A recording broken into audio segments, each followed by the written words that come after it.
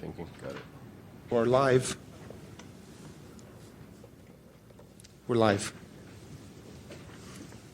I'd like to call to order this January 12th, 2015 meeting of the EOTC, first of the year. Mr. Clerk. This is the meeting of the Sunshine Ordinance Task Force Education Outreach and Training Committee, meeting of January 12th, 2015. The time is 4:09 p.m. On the call of the roll, Member Pilpil. Present. Pilpil present. Member David.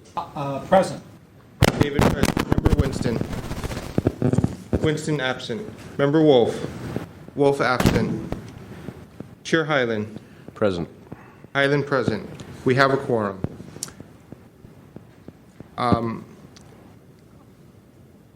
Item number one, I believe that there was a last-minute call from Mr. Grissom concerning item number 14067 and 14098. He is unable to attend today's meeting, and I believe we can discuss it when we reach that item. There's a few points of conversation we need to take up before taking action on that item. Okay. Item number three. 1 second. And Public Works is aware of that? No, we were not aware of that. You're now aware of that? We're now aware. Thank I you. received a phone call about 3:40 today. Okay. All right. Any other potential? We'll come back to that 1 second. Public Works representative. All right. I don't have to wait all the way to the end for that. And there are a few other last-minute calls and potential changes. I believe that Ms. Stefani from Supervisor Farrell's office has made accommodations, and she will be attending the meeting momentarily. Okay. And potentially, if she does attend, are we going to take her before items 3? Speak of the devil. I do not believe that the complaint for item 3 has phoned in for teleconferencing at this time, so I believe we can move forward with until she calls in. Okay. Mr. Piccarello, is that okay with you?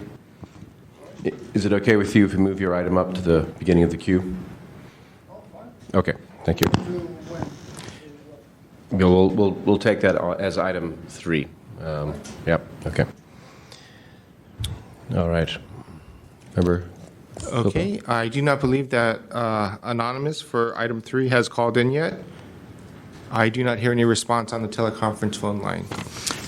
Moving on to the next Hold item. on 1 second. Member Popel? So do we want to deal with Public Works now and see how we Also- want to handle that? If we Yeah, want to, I think that's a good idea, so that that gentleman doesn't have to wait. I'm sorry, could you identify yourself? Yeah, my name's Jeremy. Please come up to the microphone. Yeah. and sorry, we're just juggling a few things. And to the representative, Ms. Labarena, so if you can just hang tight, we will get to planning. We'll probably spend a chunk of time on that. But if we can deal with these other things. Okay. Jeremy Spitz, Public Works. I wasn't actually going to be the one to present. Here's Frank. Okay. So May I provide a summary of what Sure. my phone conversation with Mr. Grissom? Okay. So, Yeah, just are hold we on. actually going to call these items? Hold on. Yeah, Hold on 1 that's what second, I'm trying to gentlemen. figure out. Go ahead, Mr. Clerk.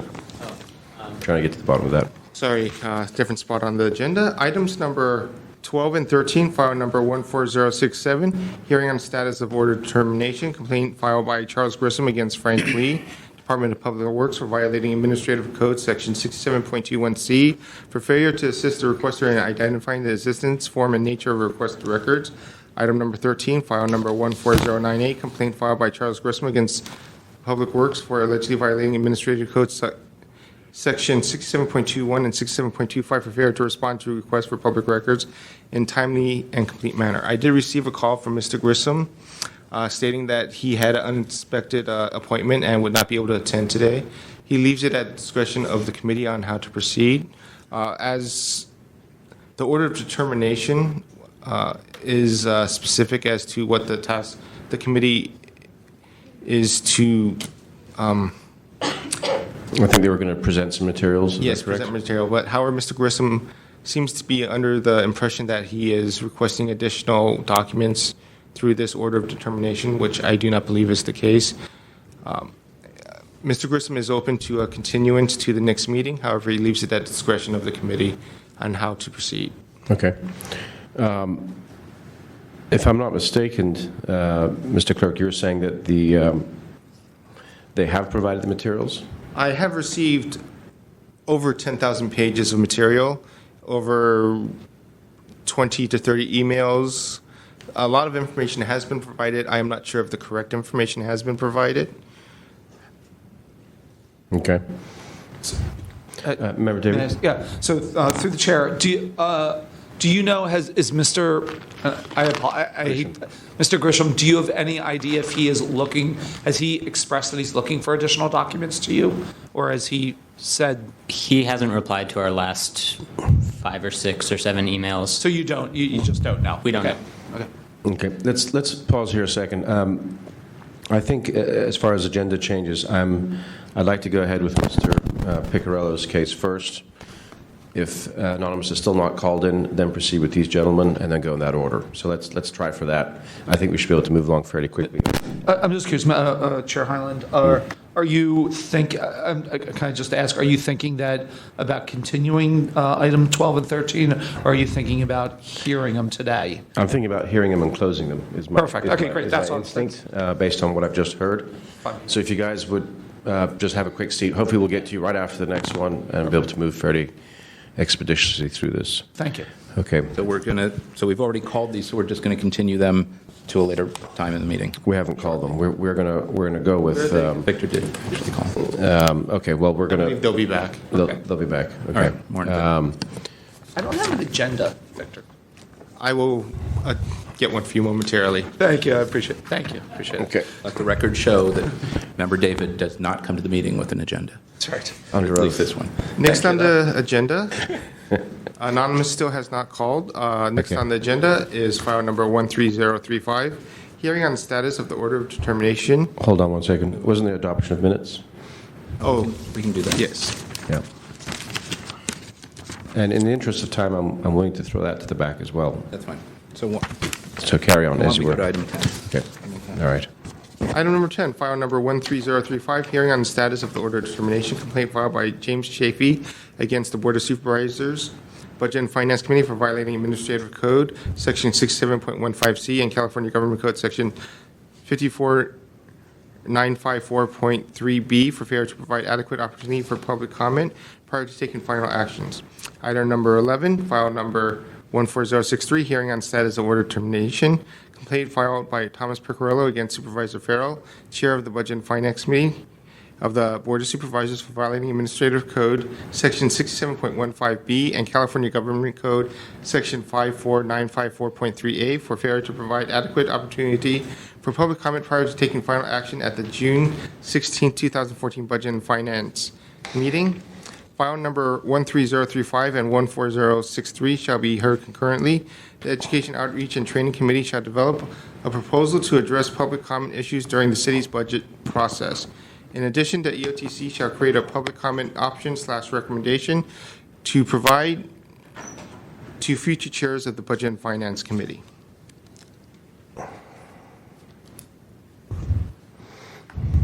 All right. So we're going to call these together.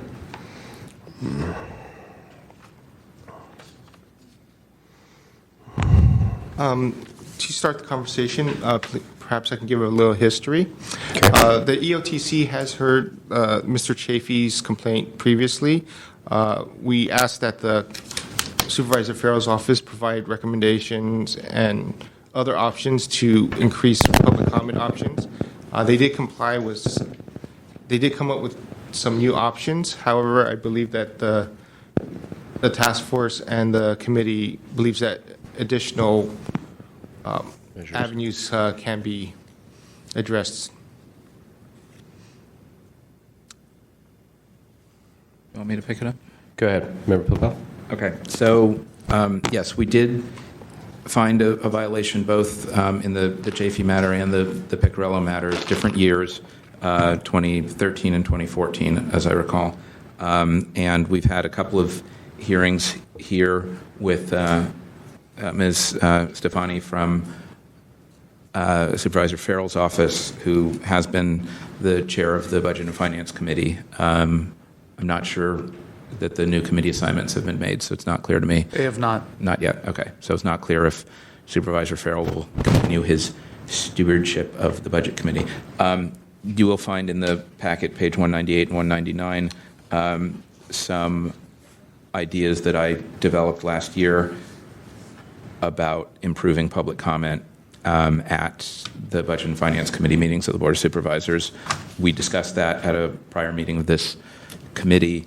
Some or all of those could go forward as recommendations from the committee. I think the strongest recommendation, though, that came either out of, I think, a prior meeting of this committee, was that we would ask the Budget and Finance Committee to establish a public participation plan prior to the annual budget hearings and actually vote on what their public comment procedure would be, what sort of a general overview to the budget, how people can get involved, some of the documents that we've already seen from Ms. Stefani, but that we would ask the board to formalize that and not just have that happen at a board aide or staff level. I think that's something that we're going to recommend today or at the conclusion of this meeting. Mr. Chafee has declined to participate in future meetings of this committee. I believe he's so indicated. Mr. Percarello is here and Ms. Stefani is here. Maybe we should hear from both of them on thoughts and a path forward, as they like to say. Okay. All right. Thank you. Thank you. Mr. Piccarello, would you like to say a few words? Good afternoon, Thomas Piccarello. So I assume Mr. Chafee's not attending, is that correct? That's correct, yeah. He's indicated in the past that he doesn't feel he needs to attend and he's not required to attend. Oh, okay, fine, thank you. Yeah, I'm just, as you're speaking, I'm reviewing the document on packet number 198 and 199. It would have been helpful if it was in my packet instead of Mr. Chafee, since you're going to be speaking about the document regarding my case. Page 199, if you're looking at the same document that I am, suggestion by, at the time, Committee Chair Pipel, allow public comment on each department during the first week of departmental hearings. I would strongly say that you need to allow public comment throughout the entire budget and finance process. So if there's a discussion on one particular department or agency, then there should be public comment should be allowed. Secondly, I think that you need to advise the budget chair, which I'm almost certain it will be Farrell again, since he was unable to attain presidency of the Board of Supervisors. I'm pretty confident that he'll remain as chair of the Budget Committee, which is the second most powerful position on the Board of Supervisors. But perhaps his aide... I'm sure he appreciates your support. Perhaps his aide can help you as to who the chair will be this week at Budget and Finance. My money's on Supervisor Farrell, so he's still the target. My suggestion to Supervisor Farrell is that he needs to eliminate the 120 seconds end of the year dog and pony show where you have 200, 300 stakeholders waiting in line to discuss $8 billion and 40 or 50 city departments. No one likes that. Supervisors don't like it. Stakeholders don't like it. And clearly the public who are interested in giving public comment regarding specific departments do not like it. It's in violation of both the state law and Chapter 67. So I strongly urge you to advise him or the budget chairperson that 120 seconds, that one day, violates the Sunshine Ordinance, and that should not continue. As I speak tonight, I haven't seen anything proposed by budget chair regarding any changes. I tried to engage Supervisor Farrell prior to the budget discussions last year. I guess that's my time. Thanks. You can continue. Go ahead. All right. I made suggestions to Chairman Farrell, both orally and as well as emails, giving my thoughts. But he continued in 2014 the same way he did in 2013 after there was a finding by this task force that his process in 2013 was in violation of the Sunshine Ordinance. That's why I filed my complaint alleging a serious and willful violation because there was no substantial difference in the way he conducted public comment in 2014 versus 2013. So I think once it's determined who the chair is, and I'm assuming that it's going to be Supervisor Farrell, he needs to be more proactive and engaged with this committee or the full task force as to what changes he will promise to enact to comply with Chapter 67 and the Brown Act. Thank you. Thank you, Mr. Piccarello. And as we mentioned, Member Pilpel is going to be taking point on this, so if you want to communicate with him anything expanding or adding to this direction, the structure that we're going to try and give the Budget and Finance Committee, that would be useful going forward. Ms. Stephanie, would you like to say a few words? And thank you for being here. Good afternoon. Happy to be back here again. Again, Catherine Stephanie with Supervisor Mark Farrell's office. And as Mr. Piccarello pointed out, we do not know who the next Budget and Finance Chair will be. My understanding is those decisions will be made by our new president, President London Breed, by February 1st, based on an email I received from her legislative aide, Connor Johnston. So we are happy to stay in conversation about this. Obviously, it's not as timely, given that budget discussions, haven't begun on the next 2-year budget cycle. Sorry. No worries. Just a little mute music for. No worries. I'm not easily offended. Just hold on one second. Okay, carry on. So I don't know what's going to happen with the committee assignments. So if we are budget chair, I will be the aide staffing Supervisor Farrell on that. We'd be happy to come back and have more discussions. I think there was a lot of progress made in the last appearance we had here. I think that Mr. Pelp, the way that the ruling came down, or the decision that you made based on where public comment should be heard, I thought on those, I think it was 6 items, excuse me, I don't have all my papers in front of me, but I thought that was a very good way of showing what needs to be done going forward. I really do believe that, and I think that there are things that can be done going forward. If we are not the budget chair, I'm happy to communicate all of this to the aide who takes over and to the supervisor who takes over. So we'll be in constant dialogue, and we are available to discuss these issues with this task force and with individuals on the task force. Okay, quick question for you. When does that budget process really start getting going? What month would you say typically? Well, Understanding that it's an ongoing effort, but when does it start to pick up steam as far as? budget hearings on the mayor's proposed budget begin in June. Okay. But what we do, what we've done in the past, we've had department heads come to the Budget and Finance Committee to talk about their upcoming budget, but that's really not what's been complained of. The complaints rest on the hearings that take place in June when we are considering the mayor's proposed budget. I think this committee's hope is to get some sort of direction in place, maybe by March latest, remember Hillpell, something like that, just to have something, some sheet of music that we can all read off and get this going. So I understand there's some flux right now as far as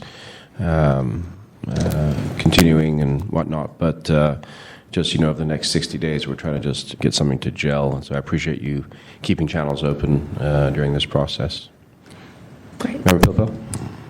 Yeah, and thank you, Ms. Stephanie, for being here. And I do appreciate your openness to discussing this. I know that this can be a difficult and sometimes combative process, but I'm glad that it's not, and that you're engaging, and that the supervisors are engaging in a meaningful way. I don't think anyone is suggesting that there's any intent to hide or to not involve the public. It's just a question of how to make it work in a practical way. Right. I just want to clarify that other than the budget, the actual hearings on the mayor's budget in June, that historically and recently, there's been public comment on each and every item at the Budget and Finance Committee at the time that an item is called and heard. So it really, our issues are really only with the June hearings. Can you just confirm that?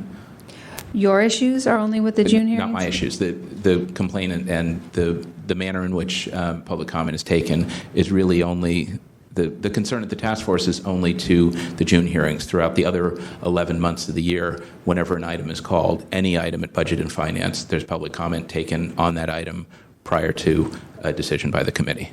That is correct. And Okay. my understanding from the complaints that I've read and the appearances I've made here have to do with the June hearings. If I'm wrong, I'd be happy to be shown that.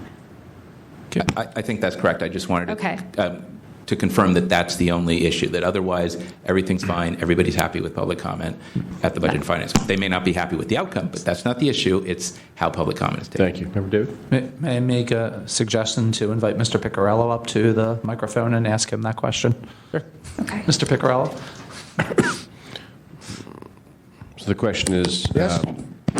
So the question, I don't know if you heard, Member Pipal was asking the issue that's before us. The complaint is specifically about public comment during the June budget process. Not okay. That's correct, yeah. Perfect. Thank you. That's what I. Thank you. Okay. Great. All right. So I think at this point, perhaps continue to the call of the chair, and unless you have other comments. I was actually going to suggest something a little more proactive and see what the complainant and respondent think about it. I haven't really changed my thinking much on the 8 items. The board can certainly do as much as it chooses to, and we can continue to engage, but I think that's sort of the extent of how things could work. We could certainly add to that, not just develop, but develop and adopt a comprehensive public participation plan for the upcoming budget at the committee level. Other than that, I'm thinking that if we recraft these 8 points into a letter from this committee to the supervisor and to the committee, ask that we continue to engage, ask for response back on ways to implement these steps and other practical considerations.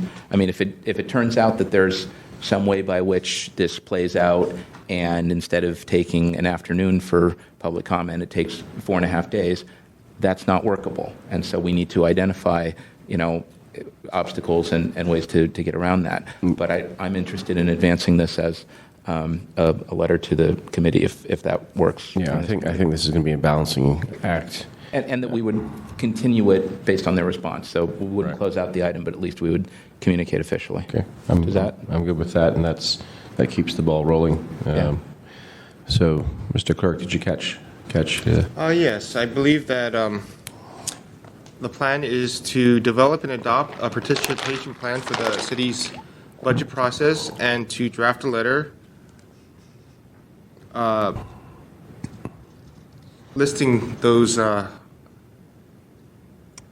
proposed plans for distribution to various parties. Okay. Just a quick question, point of order. Should that go to the full committee for adoption and then should come from our chair? I think that might be appropriate rather than from this subcommittee. I think we've actually talked about this a little bit at the full task force. I think we have the authority to send a letter asking that they consider these points and that we're continuing to be in dialogue. I don't think this is the last item on the matter, and I would like to hear from the parties and public comment before we move ahead.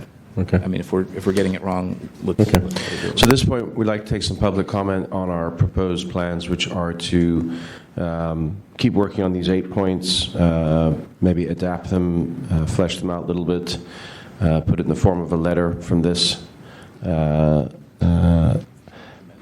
committee to the full budget committee and the president, and propose that they consider, enter in dialogue, adopt some of these points. So any public comment on that would be welcome at this, from either party, welcome at this point.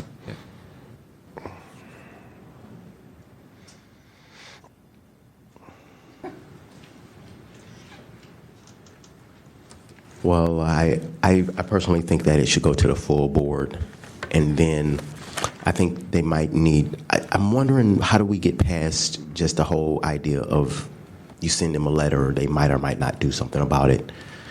You might want to request a hearing or something as to the functionality of the budget process.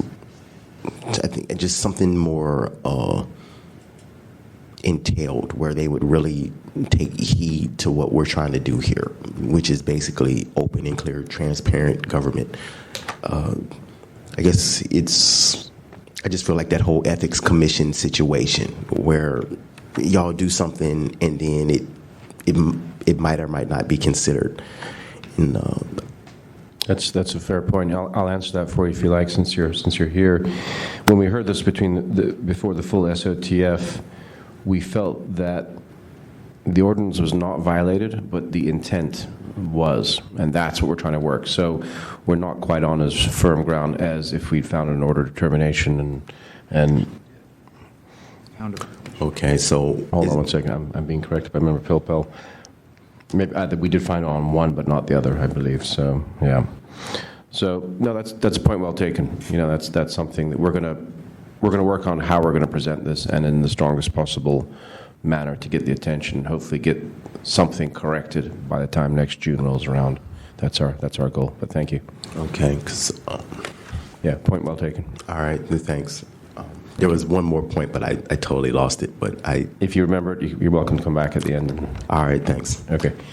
Member Highland? Okay. Yes, Member So I just want to make sure, because now maybe I'm a little bit confused or misunderstand. So it's my understanding that we are voting to send a letter that I'm assuming we are expecting a response to. Like, this is a dialogue. This isn't just a letter and then we're dismissing it, right? That this is hey, here are suggestions. We're going to then hear back from the Budget Committee on the comments of those suggestions. So this isn't just we're right. And Correct. And Miss Yeah. Stephanie's been very open in dialogue, and we're going to continue that trend. We Okay. hope so. It's all in good faith. And Perfect. I just want to make sure. I was just concerned about Mr. Pitt's comments that maybe I misunderstood what the intent of this motion was. That's all. yeah. So to clarify, and again, I do want to hear from the parties as well. I was going to make a motion that we draft a letter to the board along the lines that we've talked about and that Victor just related. I am noting, though, in the second order of determination on page 277 of our packet, that this committee shall consider options and provide recommendations to future chairs of the Budget and Finance Committee. We've been talking about that, but that this committee shall provide the recommendations to the full task force for review no later than March 1, 2015. So maybe we do need to draft this as a letter to the full task force, and you may be right. Okay, And I see maybe in the process in the next couple of weeks, we can continue to dialogue and start to work out whatever practical, so that their response won't be a long time in coming, but it can be shortly after we send a letter along. And those Victor, lines. when is our next meeting? Is it second Monday in February? Are we back to our regular schedule? Well, Or are we go to still? full It is task. bi-monthly, so it would be in March. Okay. Which will be after the March 1st. But our full, Member Highland, I'm sorry, Chair Highland, are you asking when you say our next meeting, do you mean the full task force or the education outreach? This committee. I mean, Oh, thank you, Yeah, sorry. because we're still on the bi-monthly. So if we wait till then, we'll have missed the. right, but if we, So can we take but it? I think we're taking this, now I'm thinking that we're taking this to the full task force for the early February meeting, and then asking for a response and working through that response at our March meeting of this committee. Okay. Does that? That seems to make Does sense. that give you enough time to get something in draft to? I think so, to and I Victor? think that also gives us a 2-month period to dialogue and come back. Well, a 1 month period, because you're trying to get in front of the full task. Well, actually, That'd be about a 2 or 3 week timeframe. Right, we'll draft the letter, but I'm saying then Okay. we would have further discussion here and hopefully get to a thing where there's some item at their committee meeting Okay. in March on a process. I see what you're saying. Okay. Is that, Yeah, so let's add some Okay. dates to our proposal here, just to make sure we stay on schedule. okay?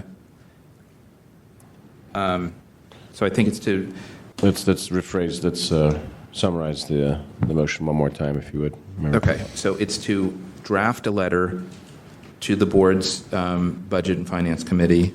I like that someone suggested with a copy to the president and probably the clerk of the board, summarizing these or noting these recommendations and asking for the board's or the committee chair's input, response, and that we continue to discuss the practical implications of these recommendations in a way that can be made to work during the budget process. How about consideration and adoption? That might be stronger language. Oh, yeah, well, that'll be, I think, part of the recommendation here is that they not just develop a public participation plan, but that they adopt that at the committee. So that'll get futzed Okay. with. And then this draft letter will be at the full task force for the February, whatever it is, 3rd meeting. And then presumably the response will come back for our review at the March meeting of this committee. Very good. Okay. That's kind of the plan. And so I would move that as a motion. And again, I'd like to hear from Mr. Piccarello and Ms. Yeah. Stephanie Is there any more how that public works. comment on this, since we're kind of fleshing through what we're doing here? I think everyone's on board. I just remember those hearings, and I remember that James Chafee had waited a long time to file his complaint, and he was very adamant about this issue. So I hope that you are able to do something to change the process, because we've even seen videos of what it's like in the past where people are lining up and just to have 2 minutes of public comment. Okay, bye. Thank you. Mr. Piccarello, any last thoughts? Yes, thank you. Well, if the proposal is that this committee is going to draft a proposal and send it to the full task force in February, I'm all for that.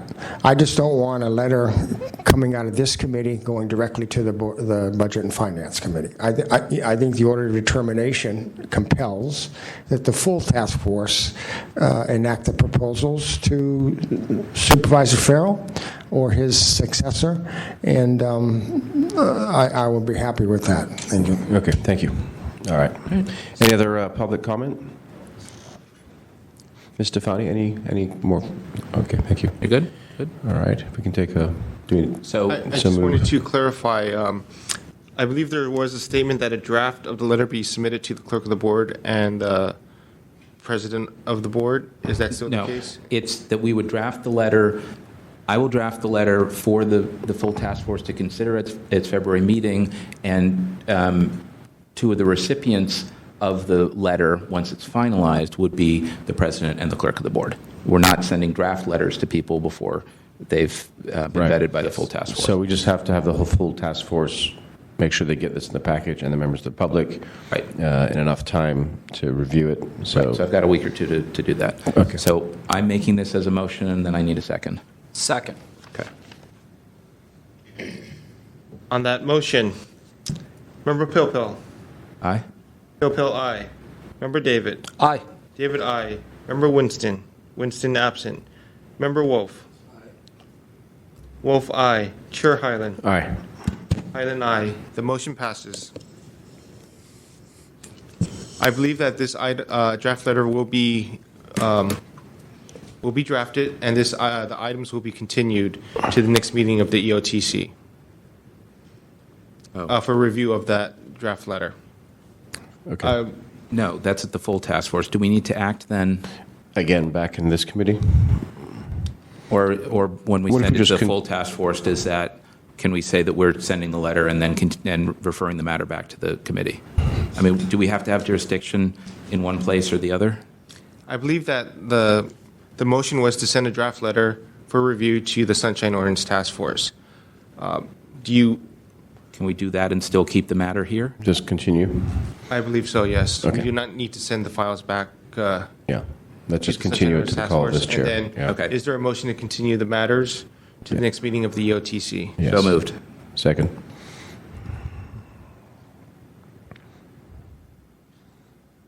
Without objection. Is there any objection? Shall we take a vote on that motion? I think we can take that without objection. That motion is passed without objection to continue the matter to the next meeting of the EOTC. Thank you. Okay. Thank you, Mr. Stefani. I still do not have any voice confirmation of anonymous calling in. Okay. So I move on to the matters related to Charles Grissom. Yes, please. Item number 12, file number 14067, hearing on the status of the order of termination, complaint filed by Charles Grissom against Frank Lee, Department of Public Works. Item number 13, file number 14098, complaint filed by Charles Grissom against Public Works for allegedly violating Administrative Code Section 67.21 and 67.25 for failure to respond to a request for public records in a timely and complete manner.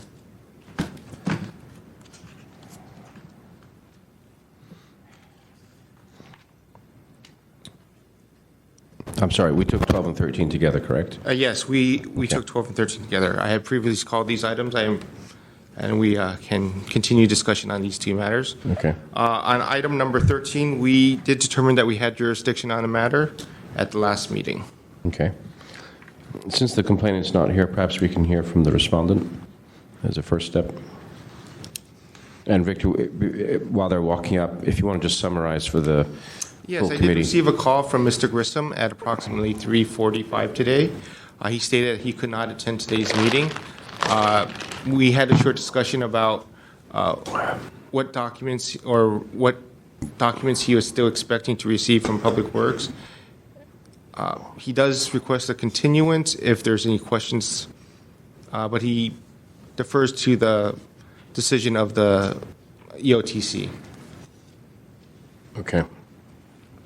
I think from that, I'm understanding that he's gotten a lot of documents, maybe he hasn't reviewed them all. Was that the gist of his? I believe there's a lot more documents that he's still expecting, but the order of termination does not talk to additional documents being provided. Okay. It talks to procedures for providing assistance to the public. Got it. And it seems like they've certainly satisfied those requirements that we've laid out. Yes, I believe at the last meeting of the EOTC,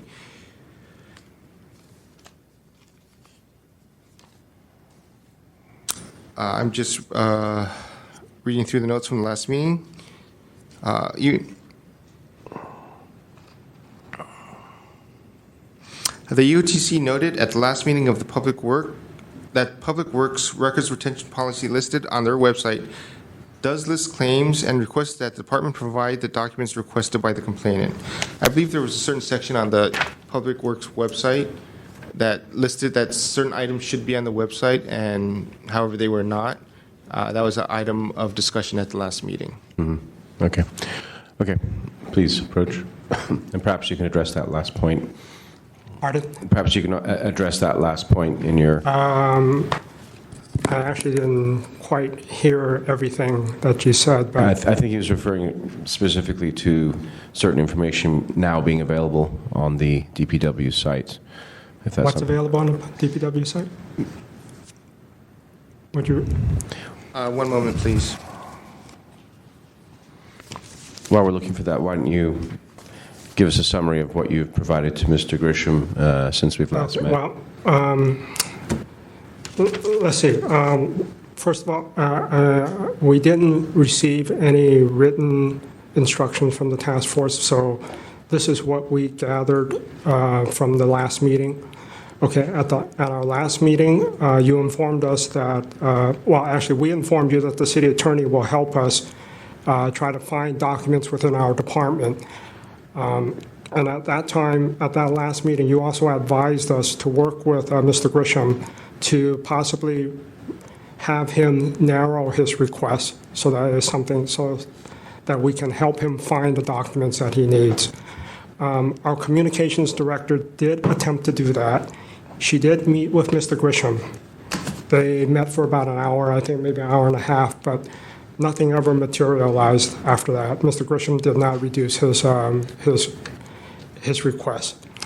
So we started contacting the city attorney, asking them to please supply us with the documents that will help us, that will lead us to finding where our records may be.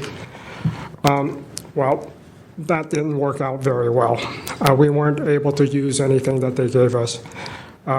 So Jeremy and I, we started going ahead on our own looking for documents based on the 554 claims that the city attorneys gave us based on what they describe as claims.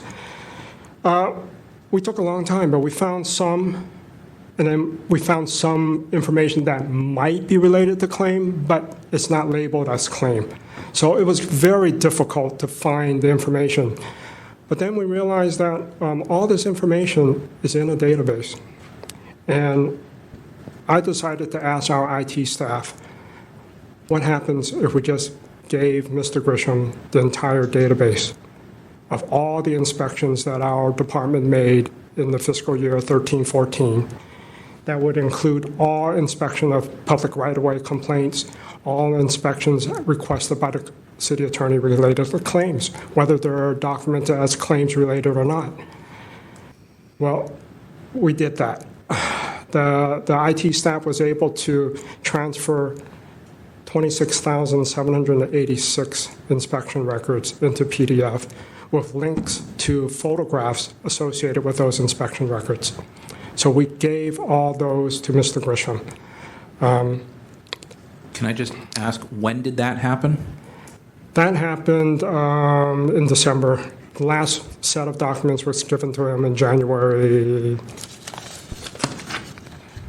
6th. Okay. That's because reviewing 26,786 to Yeah. redact personal information took a long time.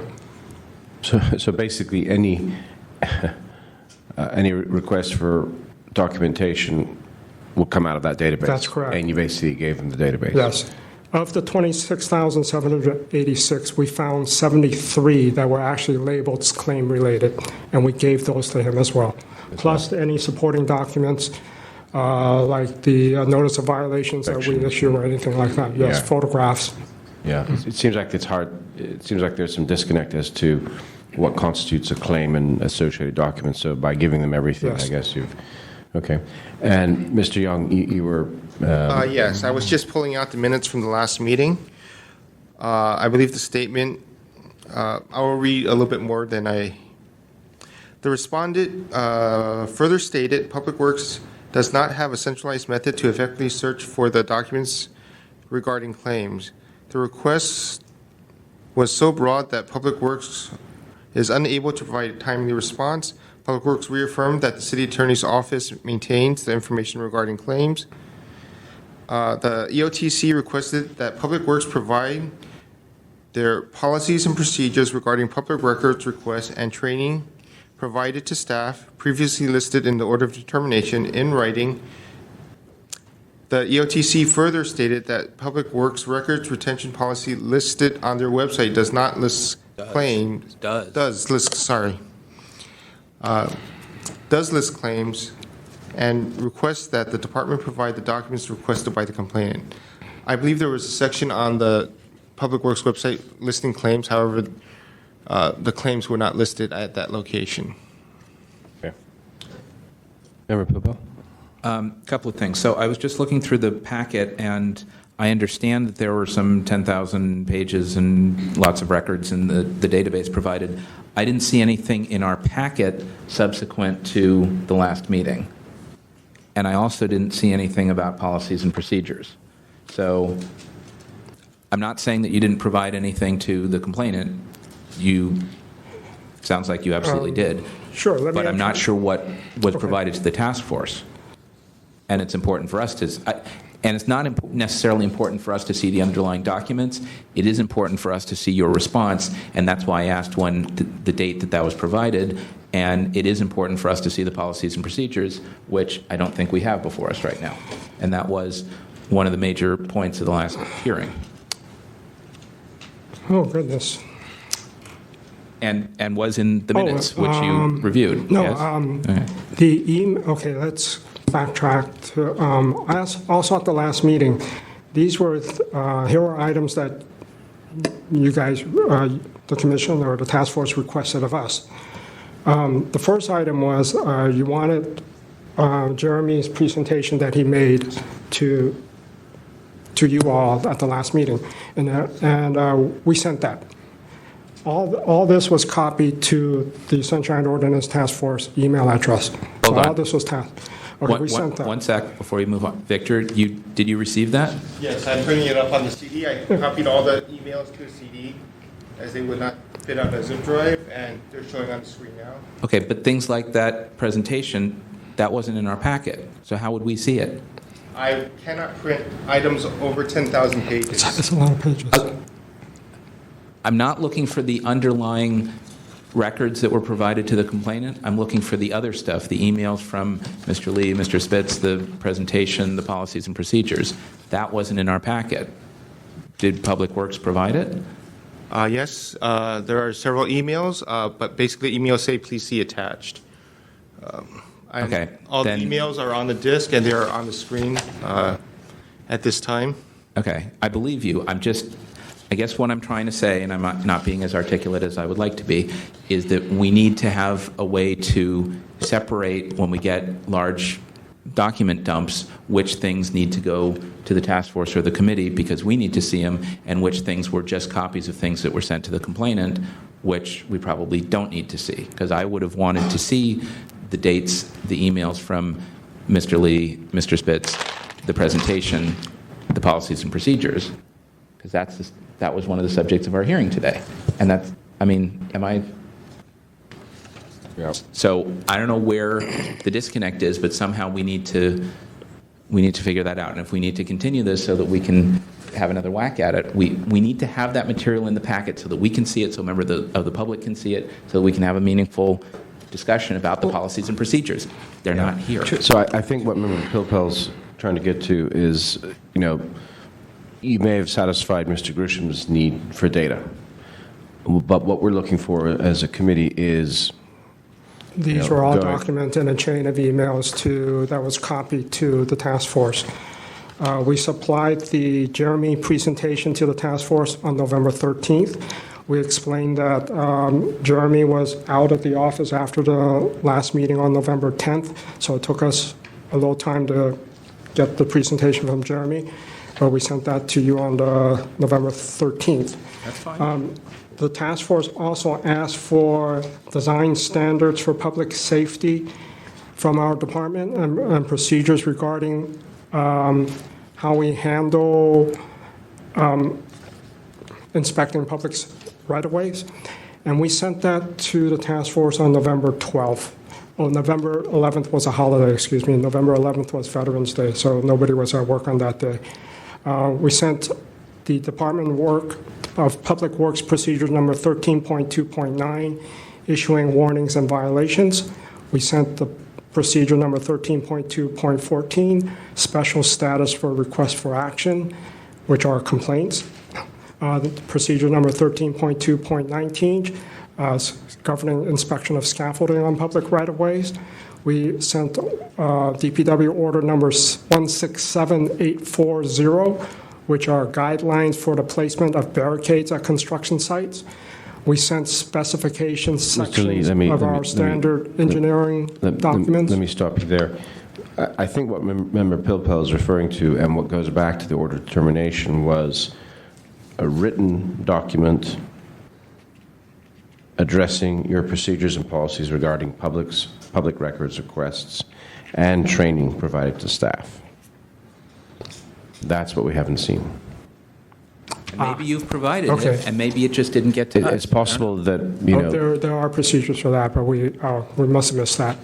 okay, that's, Again, like, I apologize, because that's we didn't the- receive any written confirmation of anything, so we well, just, it's in the minutes, so it has been requested of you. So, Mr. Clerk, am I correct? And, I mean, this was out of the original order determination, was a written, request for written policies and procedures and training to staff on public records requests. Yes, that was part of the original order of determination. Okay. So, Member Wolf. This is kind of going back to what Member Popa was saying, and I don't know whether this is a question for Public Works or for Victor as the clerk, but why so I'm looking at these files on a screen, which is sort of a very strange presentation of files that have meaning behind them, and I'm just curious why the contents of this disk weren't made available online for members of the public or members of the task force to download to peruse the actual contents of this, as opposed to this presentation of it, which is sort of a little bit surreal and not necessarily effective. What is listed on the disk is a copy of all the emails presented to me. They were placed on disk for storage in the file in place of a paper copy because I could not print all the documents. In regards to placing everything online and in the file, items that exceed a certain page amount, we do we do inform the public that the entirety of the file is on file and available to the public upon request. But why don't we just take this disk, make a zip file, post it on some sort of either free Dropbox, or if the city doesn't have a Dropbox account, so that the actual contents are available directly to the public? I would have to bring that question to, I would have to consider that question at a future date. Just items over a certain page amount, I do not include as part of the packet due to size limitations. So this is an IT department limitation that we're working under. So This one is one of the more extreme ones that I've seen. I believe 10,000 is a low limit on the number of pages, and usually if I post something like this online, most people cannot open it due to the extreme size. Okay. Just to get back to the matter at hand, I think, just so we can kind of move forward with this. In your knowledge, has DPW sent you any policies and procedures for public records requests or training provided to staff? I cannot give a adequate answer on that. It's Right. been too many emails going back and forth. for me Okay, to- perhaps you want to speak to that? Yeah. I believe that was what my presentation was regarding. That's what we emailed you on the 12th. Okay. We do have a copy of the presentation that is included as part of I believe it is included as part of the packet. Okay. And that, Member Pilpel, in your eyes, does that constitute fulfilling that part of the order determination? I don't know, because it's not before us, so feel free.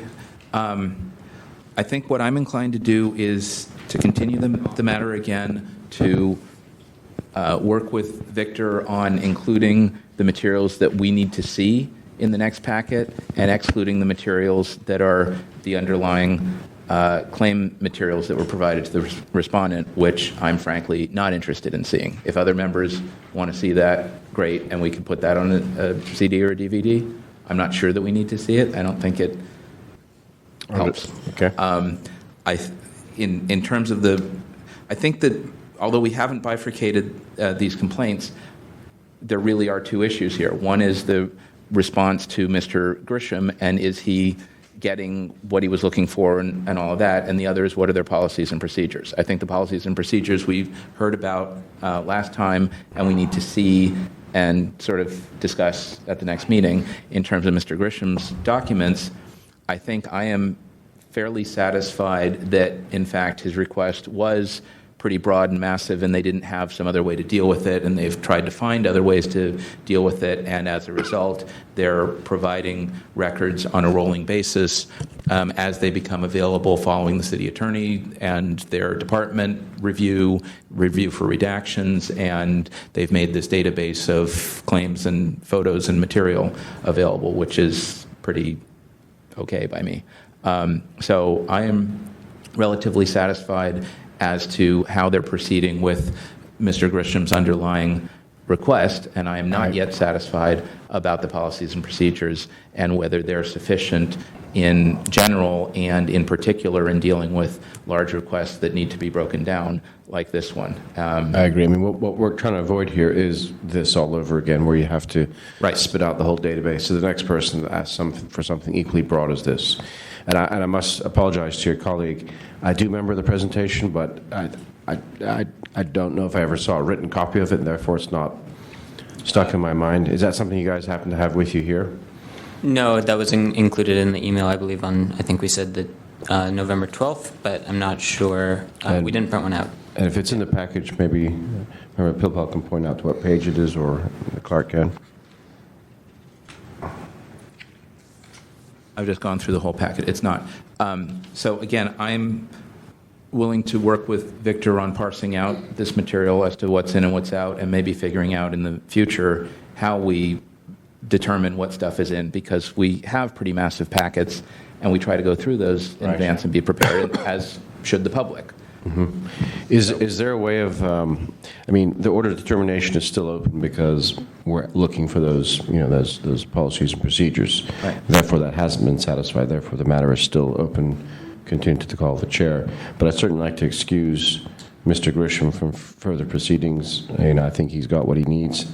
And if he needs additional material, he should go through the regular channels of IDR or whatnot with DPW. And if that doesn't work, we'll see him here again under another file number. That's kind of my where I'm leading on this.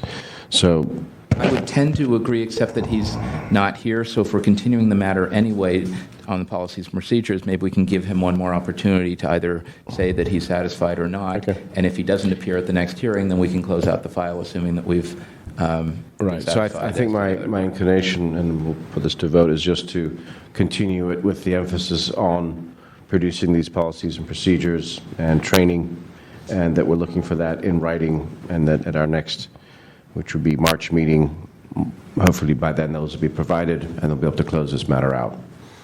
Does that make sense? Mr. Clerk, did you catch that?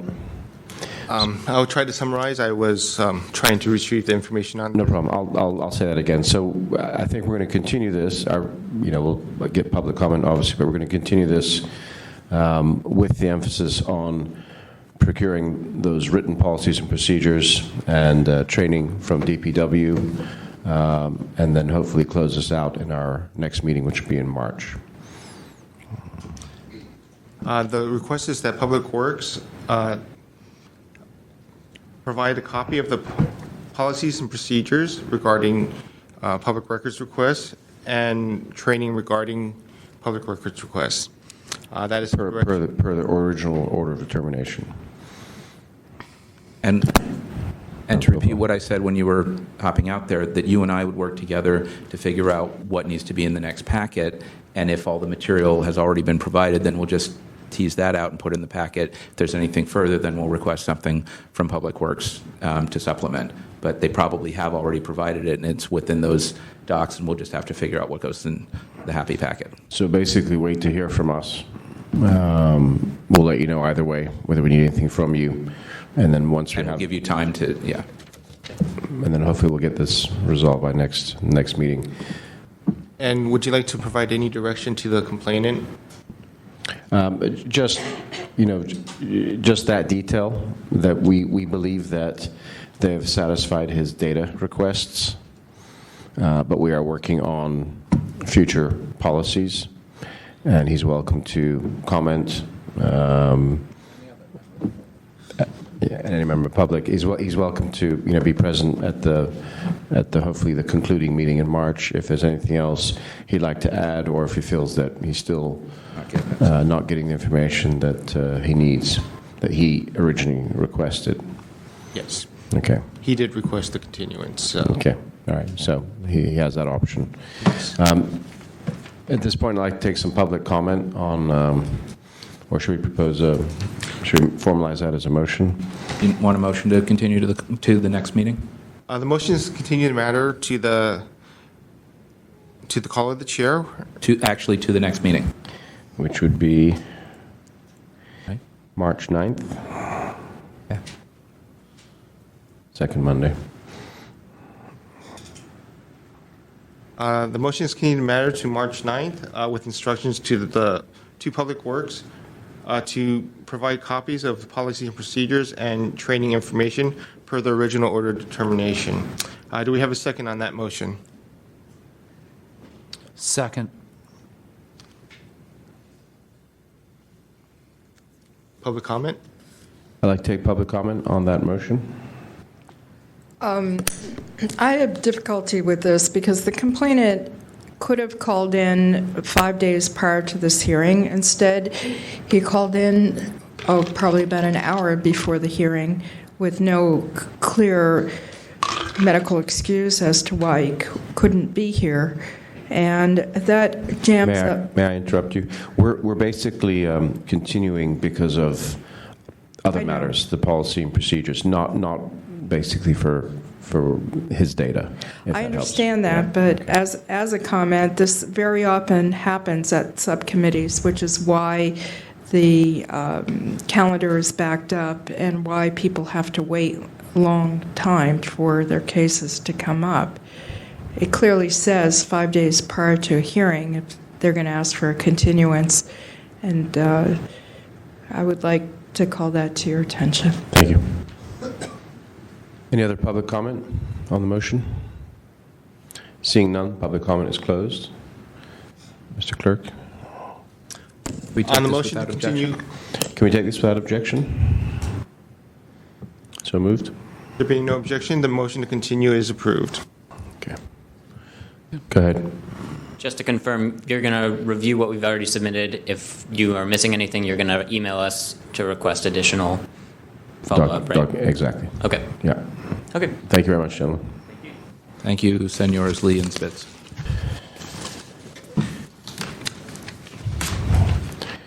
Mr. Clerk, any word from... I have not heard anything from Ms. Tesh. We would hear her. I'm sorry, from Anonymous. We have not heard from Anonymous. We would have heard the phone ring audibly when there is a call-in. Okay. Have a number for? Yes, I do. I can check that if you would like. Before you do that, perhaps public comment might be more appropriate at this juncture. One moment. Item number 9, public comment. Members of the public may address the Education Outreach and Training Committee on matters that are within the committee's jurisdiction but not on today's agenda. Hi, I just wanted to give you an update. I know with the Arts Commission, you've extended yourself in every way possible, wanting to be proactive, moving forward. I've tried to do the same myself. In fact, this morning, I went to a community arts and education subcommittee and tried to explain to them that they need to post their minutes in a timely fashion. They need to respect the Sunshine Ordinance. And they just basically snickered at me again. And I feel extremely put upon. I feel, I've done everything humanly possible to let people of this city know where their money is going in the form of grants, proposals, and things. And I'm basically just banging my head up against the wall because they're making the same mistakes over and over again. And if there was any way that you could formulate a real education forum for these people where they come in and they learn how to do things, I think it would be beneficial for a lot of people. I can't take on this responsibility. I've done it for 2 years, and we've seen, at times you've almost yelled at me. Well, the minutes were a few days late. Well, this, well, that. Well, they can continue to make the same mistakes. I can continue to file things, jam up your calendar, but there's got to be a point where somebody realizes that these people need to be educated, and I'm hoping that you do that. Bye. Thank you. Is there any other general public comment? Thank you. Thomas Piccirillo. I would like to see this committee have a full discussion on 12L, the special protection for nonprofits. So this committee meets every other month now, is that correct? Bi-monthly. Yeah. Okay, so in March, perhaps, you could put 12L on your agenda and have a full discussion. It really is non-transparent law for nonprofits. And nonprofits are very important in the city, and they do multi-million dollars of business. So I would like to see a discussion on 12L, and then you can then put it to the full task force for them to vet and maybe make some proposed amendments to the Board of Supervisors regarding 12L. 12L, it's my understanding, wasn't a voter initiative. It was legislation enacted by the Board of Supervisors after the lobbying by the nonprofits. So it would be easier to amend 12L than it would be to amend Chapter 67. Thank you. Thank you very much. Could I just follow up very briefly to Mr. Piccarello? If you have some specific thoughts on what you think works or doesn't work and changes you might think about, if you could put those in writing, I'd be interested in reading those. Perhaps the other members of the task force would. Yeah, forward it to the clerk. And that might provide a move basis us to hold that hearing that you're asking for? Okay, thanks. Thank you. Mr. Pitts? Yes, I agree with Mr. Piccarello. I think some of the issues are that they have all these meetings, and they should have some type of system where they're posted online. It really seems like when there's meetings to be posted, or minutes to be posted, or agendas to be posted, you can't find them online anywhere, and they do that intentionally. I'm thinking of like the building where I'm at. You have a nonprofit. They just got a violation for their big meeting that they were required to have because they didn't. Mr. Piccarello filed for that, and he won that. But then I think it also goes to how and where do you post your minutes of these meetings, of those two that you're supposed to have a year. But then you have the subcommittee meetings, and then our building has meetings in that. I mean, there's no requirements or anything to post to the public anywhere. And then just the basic functioning of how a meeting would run. You know what I mean? Do you follow Robert's Rules of Order, or do you follow the Sunshine Ordinance? They kind of make up what they want. So I just feel at the end we're dealing with a Lord of the Flies situation. And I think I think I do have a question for this body in that, is there anything regarding a statute of limitations regarding me having a complaint and then filing it?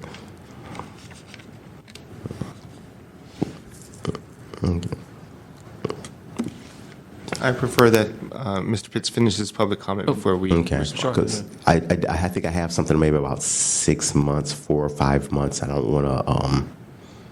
I know I can't come back like 4 or 5 years after the incident and file. I know that, but I'm wondering. And I'm just really hoping you do something to help us, because I've just lost faith that they're going to try to be transparent regarding anything. I mean, so it's almost like I got to keep filing just to get agendas, minutes. I'm dealing with Community Housing Partnership. They don't want to even tell me when the meetings are. I mean, it's always some type of excuse, just getting ran in circles. Thank you. So, Member Pilpel? So again, to Mr. Pitts, just as I suggested to Mr. Piccarello, if you have specific suggestions for either changes to 12L or specific places you think agendas and minutes should be posted either for CHP or for all nonprofits, please write something up, send us an email. We'll look at that. If, for example, if you think that there's something that should happen at your location relative to either CHP or your tenant council or something, we can take a look at that. I'm not promising that we would recommend it, but we could certainly look at that. And if you have some complaint from 4 or 6 months ago, I would encourage you to talk to Victor. And if it's something new that we haven't already discussed, he'll work with you and create a file, and we'll hear it. So, 6 years ago, probably not so much. 6 months ago, I think we would look at it. And if there's some there, then, you'll get your time and we'll have a hearing. We're not bad people. We're just trying to do a thing here. Well, I'm not going to the bad people scenario, but I am just saying that I don't want to, if I can go back 6 years, I might be able to go back 15 or 20 years. So I don't want to just... Right, that's what I'm saying, not so much. Yeah, where's an appropriate cutoff line? But in the last year, seems about reasonable to me. Okay. So I guess I'm just going to ask if you can just send me an email, because I don't know exactly where's the best place to send it. Here's my business card. The best place to send what? If you've got stuff for us, send it to Victor, send it to SOTF@sfgov. Okay. And say, please copy this to all members of the task force, and we'll look at it. All right, well, I'll give you my business card, and, y'all can pass it around. I like you having business cards. That's cool. Leave it right there, I'll grab them. Just leave it on the counter, I'll grab them. Is there any other public comment at this point? Seeing none, public comment is closed. Mr. Young, quick question. If we do reach out to Anonymous and then she doesn't respond as far as today's file items, where are we in terms of how many times we've heard these options for the chair? All these items have been scheduled at least once in the past and continued at the request of the complainant. Okay. Member Highland? Todd? Chair Highland, I apologize. I think that this is one of these, I know where you're going with this question, and I think that this is one of these, we're in a little bit of uncharted territory. Let's hope that she answers the phone, or he or Anonymous answers the phone, because we are meeting not as the full task force. I think it would be an easier issue to deal with if we were meeting as the full task force. Being that we're meeting as a subcommittee. we have to balance that she's agreed to be heard. Agreed. On this No, I'm committee. just right. I'm just. That's a good point. Yeah. Good point. And yes, And- Mayor Popo? And I'd also mention, both relative to her and to Mr. Grisham from earlier, this is exactly why we need some provision in our complaint procedures for a no-show on the part of a complainant, and which we talked about last week, and which we hopefully will talk about next week at the Rules Committee. Yeah. However it happens, there should be some understanding beforehand about what our options are. So just something about expectations. Something in the template that goes out to, people who are... Failure to show means... you have one chance of this, but after that, et cetera. So let me restate my question with all that being considered. If she's not available today, what are our options? We can table the matter due to non-appearance. We can continue it to the call of the chair. May I make a suggestion also? Sure. Or maybe just up for. I think that one of the options, as we are serving basically as the complaint committee in these, is that we can make a recommendation to the full task force to dismiss these cases because of. That should be one of the options. I agree. Right, one of the options because of a no-show. This one gets a little bit more complicated in that the first item listed, 11068. That's the ongoing hearing. That one has gone to the Sunshine Ordinance Task Force and was referred to the EOTC. At the last meeting of the EOTC, the complainant agreed that the other items listed on the agenda are related, or if not the same complaint, is regarding the Park Merced. It's all about the Park Merced projects, just separated into approximately 8 or 9 different files. Right. Okay, well, why don't we, I'm sorry, I apologize. I was just going to, let me just, Go ahead. I think you read my mind. I think I'm going to read yours. I think since we have a representative here, my inclination is to reach out to her, and if she's not here, maybe at least have the respondent a chance to talk to us to what's been provided since we last met, and then we can make some decisions as to where to take this afterwards. Yes, I do not have any contact information except an email address for Anonymous. Okay. She did write to me this morning asking that the teleconference system be set up. I did provide her the phone number. Okay.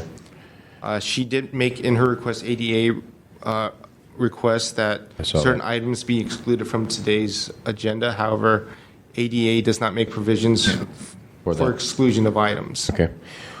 Would it be appropriate to maybe send her an email right now and say we're just about to Yes, start? I can do that. Start hearing her case. Here's the number again, or you have the number been previously provided. We'd welcome a call from you, but at this point we're going to carry on.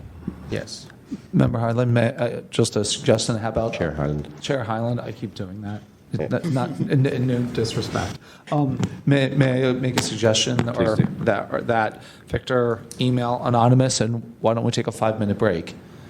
I think that's this way- fair. Let's do that. So we can see if perhaps. Good suggestion. Yeah. Okay. Everybody okay with that? Sure. All right. Except Member Wolf, who was late, so you don't get to go anywhere.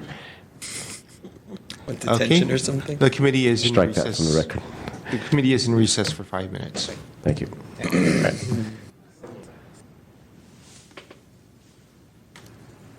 January 12th, EOTC is back in session.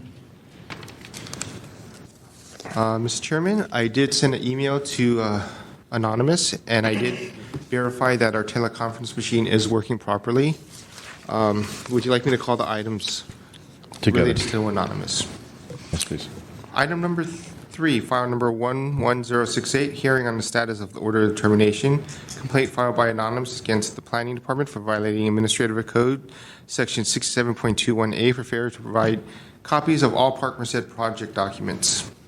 Item number 4, file number 13085, complaint filed by Anonymous against Tim Fry, Historic Preservation Committee, Planning Department, for allegedly violating Administrative Code, Section 67.21 and 67.25A.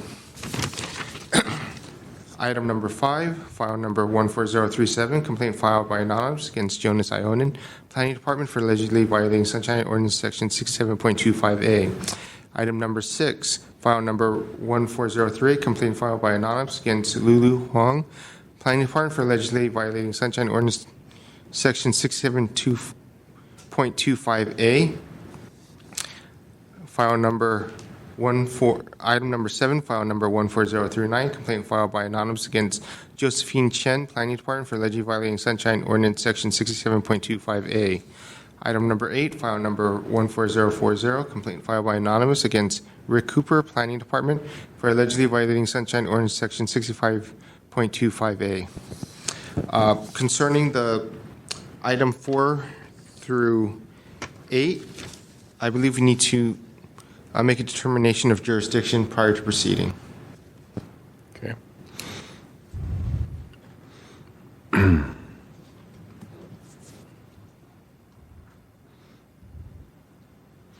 Anyone like to?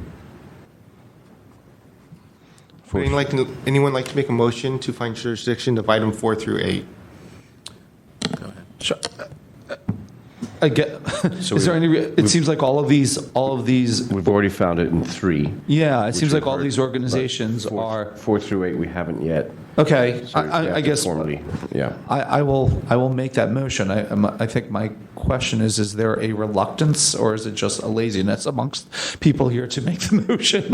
That was more of the. I will make the motion. I'm be happy to make the motion. I think to it's find more of jurisdiction. a trying to process all these various things and all the issues around them, but I'm happy to second. Okay. Okay.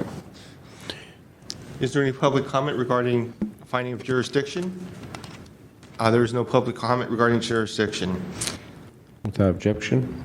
Jurisdiction is approved without objection. Mr. Chair, Ms. since Popo? we're in all kinds of uncharted territory, I would like to, and since the complaint is not here, not available, all that, I would like to hear from planning kind of separately on item 3, which is the continued hearing, and on the other items which we haven't heard yet and sort of may have different issues. And I'm that's, noting that there isn't really, again, anything new in our packet, and that's frustrating. But Okay. I'm May happy I to hear. provide a quick summary? Yeah, let's start with that. So, Mr. Clerk? At the last meeting of the EOTC, What? I'm sorry. What item are we discussing right now? Number item 3 through 8. I thought we just were, okay, so we found jurisdiction for items 4 through 8, but we're now hearing 3 through 8 as a whole. I just want to make, thank you. We already had jurisdiction on 3. I understood. I got now it. it's all I'm together. sorry. I apologize. I'm a little slow. No See, problem. that was the whole reluctance, and yeah. Gotcha.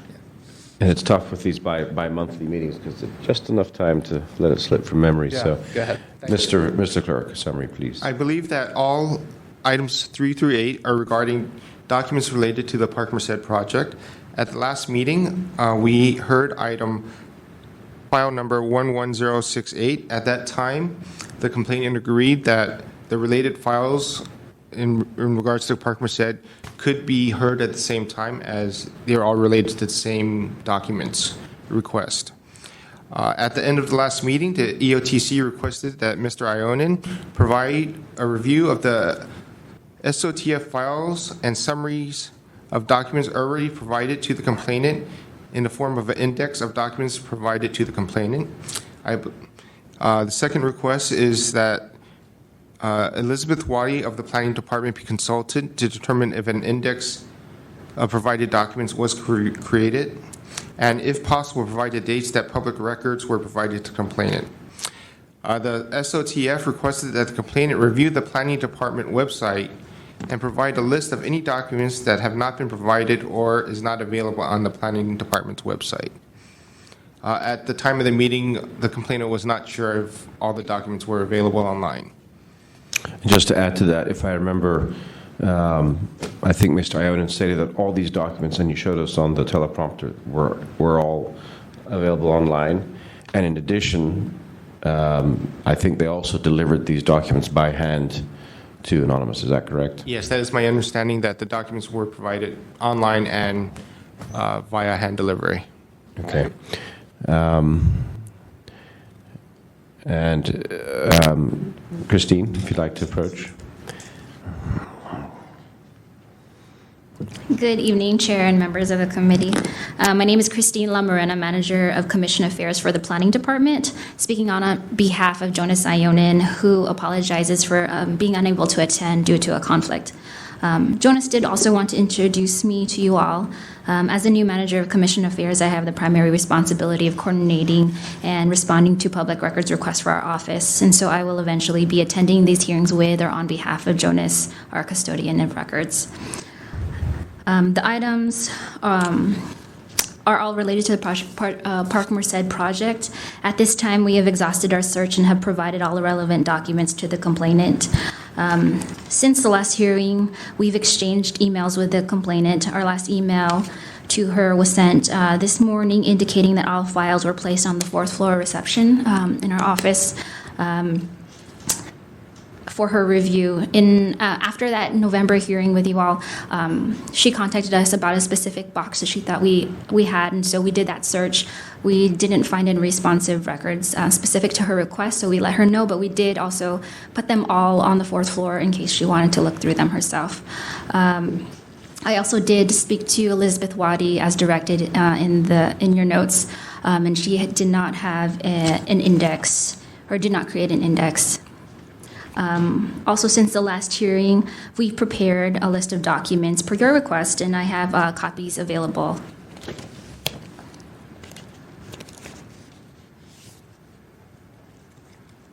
And then lastly, it was my understanding from the last hearing, although I didn't attend, was that you guys were interested in our procedures for public records requests. And so I did prepare a document, and so I'm happy to go over that. But if you want to schedule that for a future date, that we can also accommodate that. That concludes our response. I'm happy to answer any questions. Okay, thank you very much. Member David, go ahead. So let me start with, I appreciate your presentation. I'm wondering if that was communicated to us in writing prior to this meeting? Yes, no? What? Exactly what? This list. This list and what you just related about leaving documents on the 4th floor and doing a search and consulting Ms. Waddy, et cetera, et cetera. No, that wasn't communicated to you via email. So going forward, what would be helpful is just memorialize this kind of information, because the public would like to see this as part of the package, and it's all documented just to cover yourself, and et cetera, et cetera. And our general practice is to ask departments to put that in writing, either physical or email, so that we get it at least a week, maybe two, before the meeting, so that it can go in the packet, so that we can review that beforehand, the public can see it, the complainant, et cetera. That's just the general thing. You have today's packet nearby? Or you're about to?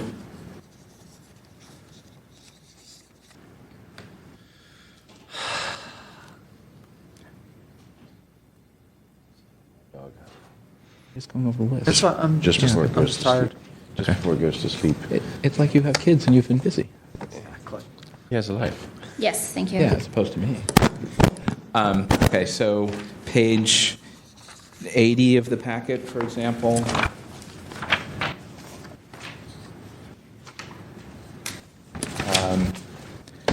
Page 52, 53 of the packet. Come backwards.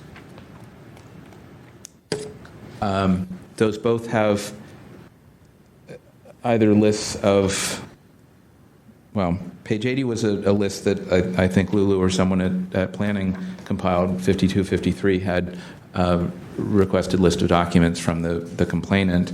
And then later on, I'm looking for it, page 88 through 90, and I think it's duplicated elsewhere, has sort of a documented list of exchanges with the complainant. I think what we asked for at the last meeting was for you or Jonas or someone to go back and review those documents and either verify that one of those is the correct index of records that were provided, or create a new index so that we can sort of match up what the complainant was asking for and what the department provided.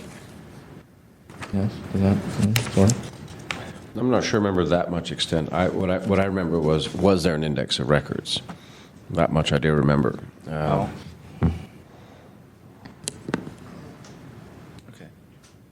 Either way, I think we were looking for some confirmation, and it becomes difficult for us given the number of documents and the number of requests that the complainant made, the number of documents that exist. And I'm certainly not saying that planning didn't provide mounds and mounds and hundreds and thousands of pages in a box delivered to her doorstep and all of that stuff. I'm certainly aware of that. I just want to be clear that she had this list, you provided that list, and that there's a match somehow. This list you gave us is just a summary of what's now online, correct? Correct. Okay, so this is not necessarily the list that was provided to her during her requests. Remember, David? So I apologize, I was not at last month's meeting, but I'm struck, or I guess I have a question. Did we, as a subcommittee, request that planning create a document? No, what we were looking for was an index of records of what was provided to the complainant over the course of time.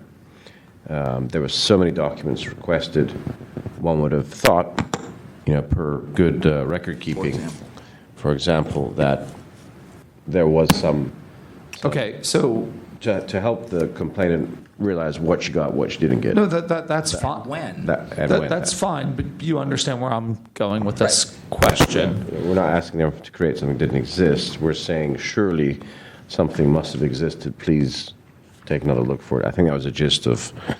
Okay, and since I wasn't here, is that a new what's in this packet? Was that not the exhibits that Member Pilpel were just referring to on pages 52, 89, blah blah blah? Are those new documents that were not previously provided? No, those are documents that we've had in the file for some time.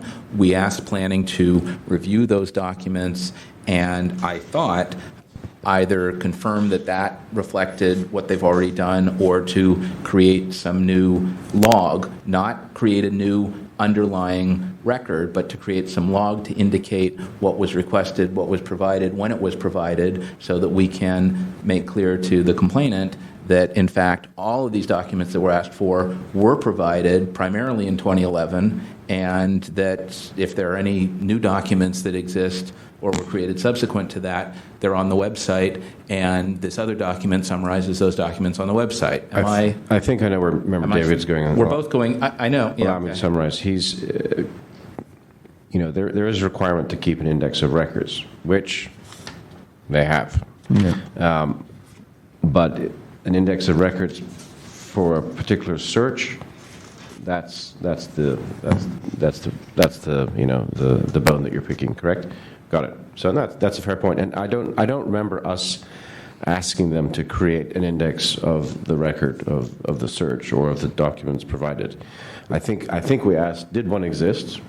It would make sense that one exists. If so, let's find it so we can reconcile what was given when and how much. I think we did ask that they, if possible, provide the date that public records were provided to the complainant. So I understood that to mean kind of list the documents, and either they were requested on X date or they were provided on Y date. The problem is the sentence before, the bullet before, requests that Elizabeth Waddy be consulted to determine if an index of provided documents were created. And to also review They have said the no. file. They have said not.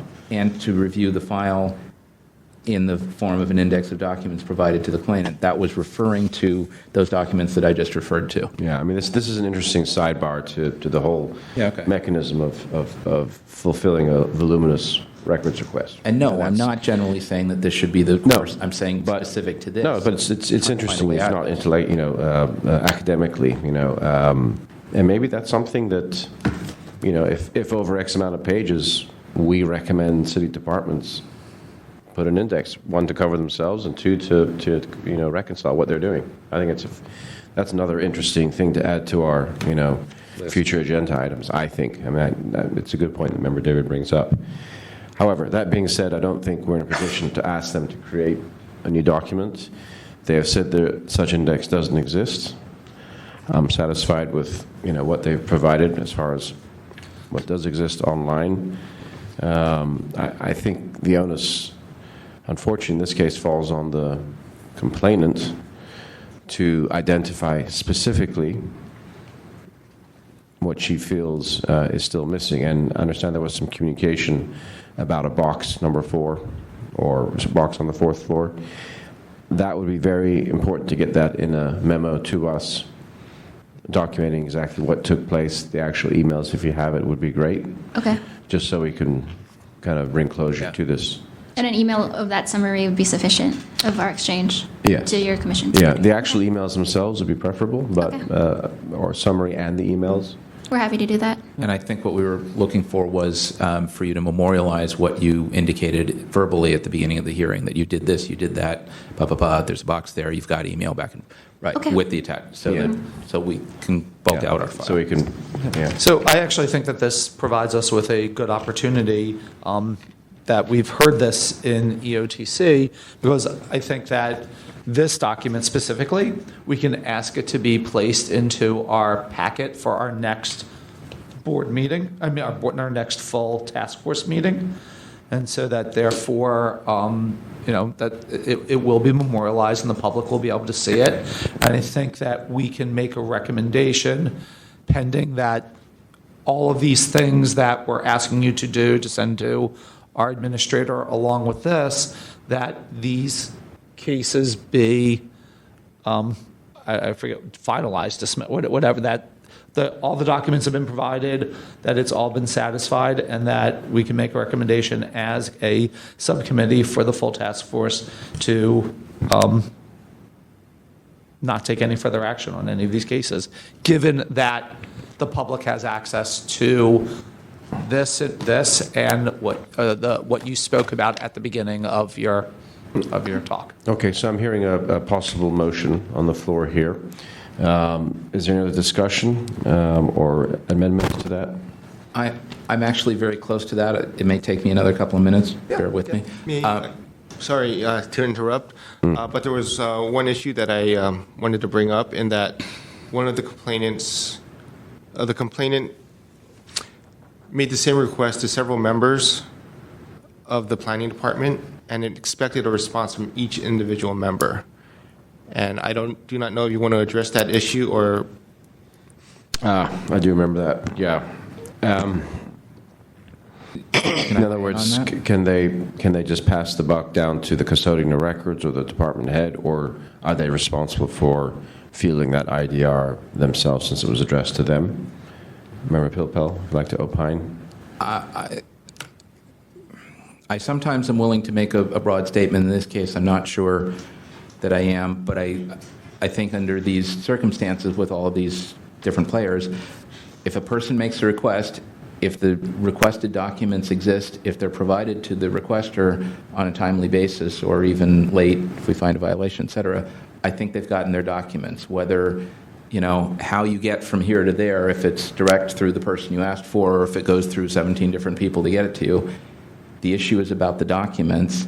And ultimately, I think it's the department that's responsible for ensuring that the process works. And I think as we found, and as the Ethics Commission found in, help me, MICA, in the MICA case, right, where the department sort of falls down and it doesn't work, you find the department in violation. Now we can do that with the Ethics Commission. Ultimately, it's up to the director. But if you get the documents, if I ask Victor for something and I get it from a board aide or from Wilson, I've gotten what I asked for. It shouldn't be form over substance. The substance is, did you get the stuff? I think just to summarize what I'm hearing here is basically status quo. In other words, if a request for information is processed correctly, information is provided, all's good. If it doesn't, if there's a failure in that process, ultimately it falls to the head of department and the custodian of records. And this it may fall to the individual. It depends. That too. But this goes to training, it goes to department head responsibility, it goes to custodian of records responsibility. So I think that still holds in this case. So if someone basically passes the buck and it gets dropped through the cracks, ultimately it's department head that's going to pay for that violation. That order termination would address them. I don't think that changes in this case. Does that answer? We will incorporate that into our recommendation. Okay. All right. So back to Member David's thinking, which I'm getting to. It takes you longer. I know. Go ahead, Mr. Warfield. Sorry. So as I get to that, let me just confirm with Ms. Lamarina. So you've spent some time trying to understand all of the complications around this? Okay. Yes, I have. Headache inducing, all of that. Okay. So do you believe that of all of the requests, and I'm including item 3, items 4 through 8, anything else that you're aware of from the complainant, all of the requests over time for all of the Park Merced related documents, that's how I would describe it, do you believe that all of those documents either have been specifically provided to the complainant or that you've referenced them on the website and they exist on the website, and between the specific documents provided and the stuff that's on the website, everything related to Park Merced either has been provided to the complainant or is available for the complainant? Yes. Is that pretty accurate? Yes. Okay. So with that, I'm prepared to get with a motion. I'm still trying to figure out, I think you're moving it, that we, and this, let me think about this for a second.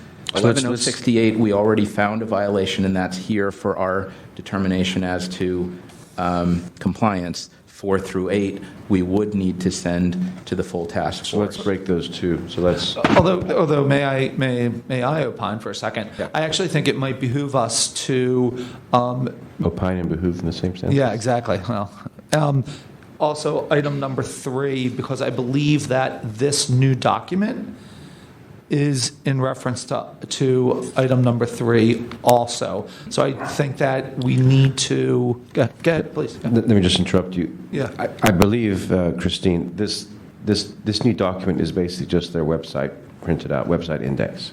It's fine. I'm just trying, in the abundance of caution, making sure that the Right. public has access to it because it was not in our Well, packet. this is online, correct? I mean, Correct, it's on our website. If you go to the website, this is the pages you will see. Fine. And it has the file sizes and the links. That's what this is. So Tried to pull it up, but we're not getting internet. it's not really a document, it's a, That's fine. A printout. screenshot. yeah, there you go. That's a what I was screenshot. looking for. So Fine. I know where you're going with that, though. But I think, Go ahead. I think we should probably have a motion on number 3, Okay. and then a referral back to the full task force on 4 through 8 would be the correct way to I'm fine with that. proceed, I think. So if we can maybe restate the motion on 3. Why don't we deal with 3 first? first? Yeah, let's deal with Yeah. 3 first. Go ahead. Okay, so if you want to summarize, Well, I think that 3 has, I don't know, what is the appropriate way? I'm not sure a motion needs to be made. I think that it is, I believe the motion could be to find that the department has complied with the order of determination and the matter can be concluded. there you go. I make a motion that the department has complied with the order of determination and the item can be concluded. on file 11068 On be clear. item Okay. 3, file number Okay. 11068. And then quick question, Mr. Clerk, the policy issue was related to 4 through 8. We can incorporate that with that, or is that part of number 3? I'm trying to, sorry, I'm a little bit confused by that statement. So the policy issue that you referred to about can members of the department send their IDR to the custodian for processing or answer themselves? Yes. That is part of That 3? is related to items 4 through 8? 5 Okay. through 8. Okay, that's what I thought. So just want to make sure. Okay. And actually, to some extent, is related to the divided file 102, where we asked about policies and procedures. So we don't necessarily need to reach that here, because we're going to get to that when we get to their policies and procedures. Okay, very good. So maybe on the, I mean, normally we don't make a motion to conclude the item, but we can, right? Victor, there's nothing to preclude us from doing so? Or we have no motion, and therefore we... No, we're about to. Yeah, yeah. I can withdraw. It doesn't matter. I'm just, What, I want to how do we nor- conclude, I want to know. conclude item 3. And How do we normally conclude an item? Just not make a motion? In the past, there would be just no motion, but I believe it would be A more good idea in this proactive to case? state that the order of determination has been complied with. Yeah, I want to get some detail in here. I want to also recognize the fact that the complainant was invited to and did not call in. I want to get all that into it and get that memorialized and close it that way. And then move on to 4 through 8. so Chair Highland, why don't you, I'm going to withdraw my motion, and I'm going to allow you to. No, I make- like your motion. I just wanted to add a friendly amendment that, or if the clerk could also note that the respondent was invited on several occasions and through several medium to participate, and complainant rather, and chose not to. And that we feel, that this, the order of termination has been completely fulfilled on 11068. So through the chair, Mr. Clerk, will you please read the motion before I ask for a second, just to make sure that we're all on the same page? The motion is to determine that the planning department has complied with the order of determination of the Sunshine Ordinance Task Force. And we would like to note that the complainant was invited to attend today's meeting. We were in contact. However, the complainant just decided not to. ADA accommodation was made. ADA accommodations were made per her request. However, she chose not to participate via teleconference. And perhaps that we recognize the efforts that the department made since the last meeting, and this is based on getting a confirming email from the department memorializing what was communicated to the committee today. Yeah, and pending documents from the planning committee confirming this end, I guess. Pending documents confirming that communication was made with complainant regarding the requested documents. Requested materials, okay. On that motion, I'd like to take some public comment. Do you need a second? Josh, you want a second? I thought you seconded. Oh, no. I can. Do you So let's second. Is there a second? I'll second. Okay. Any public comment? Fine tuning? Thomas Piccirillo. Yeah, I'm in support of the motion. I think it makes sense. The only other issue is allowing the respondent to submit documents at the last minute. When Mr. Young sends complaint and respondent notice of the hearing, he, in writing, tells them when the cutoff date is for documents. So you shouldn't allow either the complainant or the respondent to violate his instructions because you're encouraging her or him to do it the next time. So next time some complainant or respondent offers documents untimely, you should just reject them and tell them that they've been advised of the cutoff date and comply with Mr. Young's wisdom as to the cutoff date for documents. Thank you. Fair point. Thank you, Mr. Piccirillo. I would probably just say that this is not a document. This is just a snapshot of a website. A screenshot. Thank you. I would also like to state it's that the committee or the task force does have discretion in determining if they want to accept documents at a late. Okay. Any further public? Any other public comment on the motion? Seeing none, public comment is closed. Let's take a vote on this.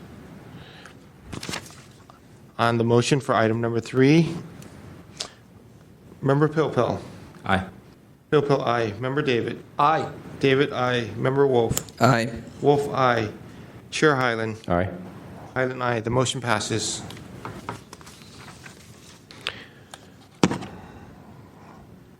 And then So on items 4 through 8, I'd like to propose referring it to the full task force.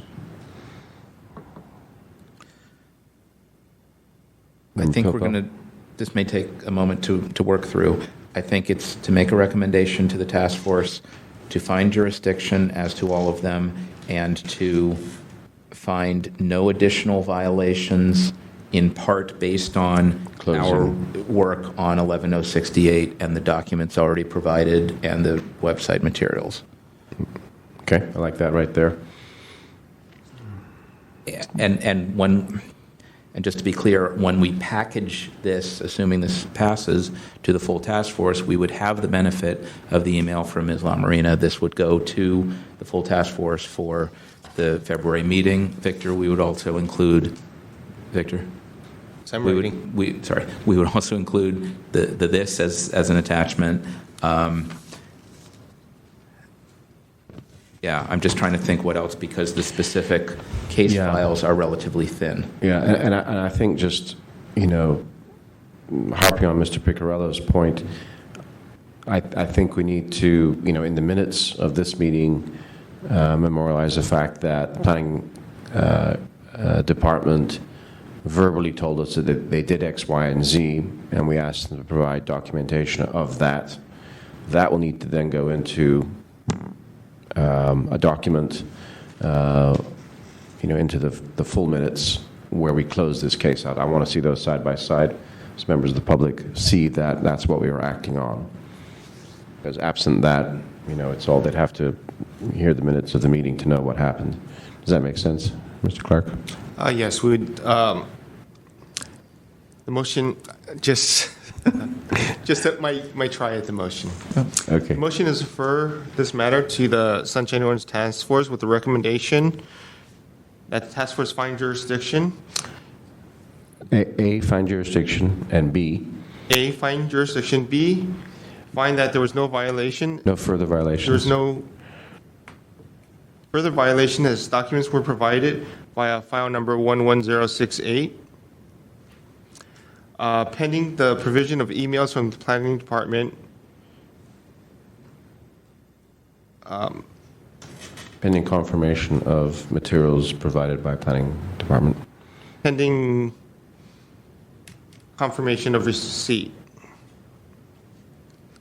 of documents from the planning department.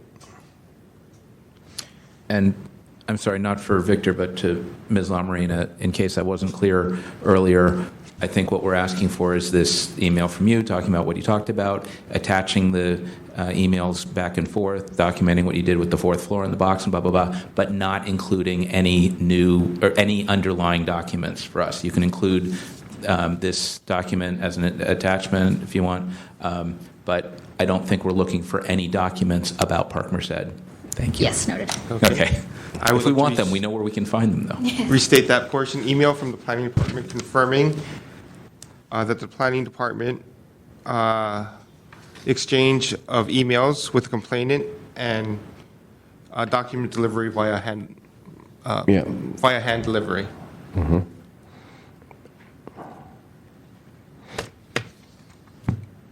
Maybe I can help you on that. Read that last part again. Yes.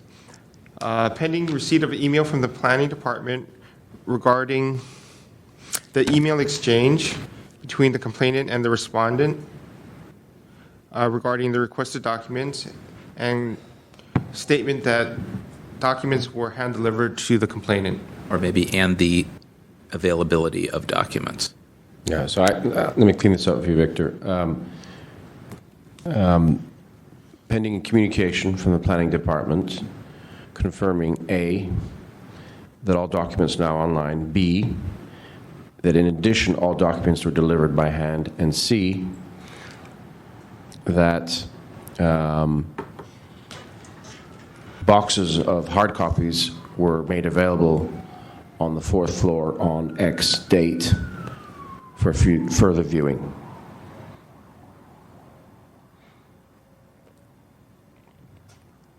Thereby satisfying the order of determination. There is no order of I'm sorry. Therefore, satisfying, we believe satisfying the complainant's information requests, and D, email communications between the complainant and the respondent supporting this. I think that Perhaps encapsulates. you're making this a little more convoluted, but I think you get the idea. We're just trying to get it all, So, Christine, basically, this is what we have to do after the fact. So, in future, as the new person, Mr. Ionin Light, if I may call you that, this is kind of get all this out in front in memos and emails. Now we won't have to go through all this in session. I think that Mr. Ionin is heavy. I'm sorry. That was getting a little punchy. It's inappropriate. Mr. Chairman, I will try to get this onto the February agenda of the SOTF. However, if I do run into issues, I would like to put this onto the March agenda, just as there is not a lot of time for me to prepare this. Okay. So next available agenda, as soon as I can get all these documents together. Okay. All right. Okay. You want to do this? We need somebody to make a motion. You want me? Yeah. All right, I will so move. Second. Moved by Chair Hyland, seconded by Member Pilpel. Other way around, but that's okay. Moved by Member Pilpel, seconded by Member Hyland. Chair Hyland. Chair Hyland.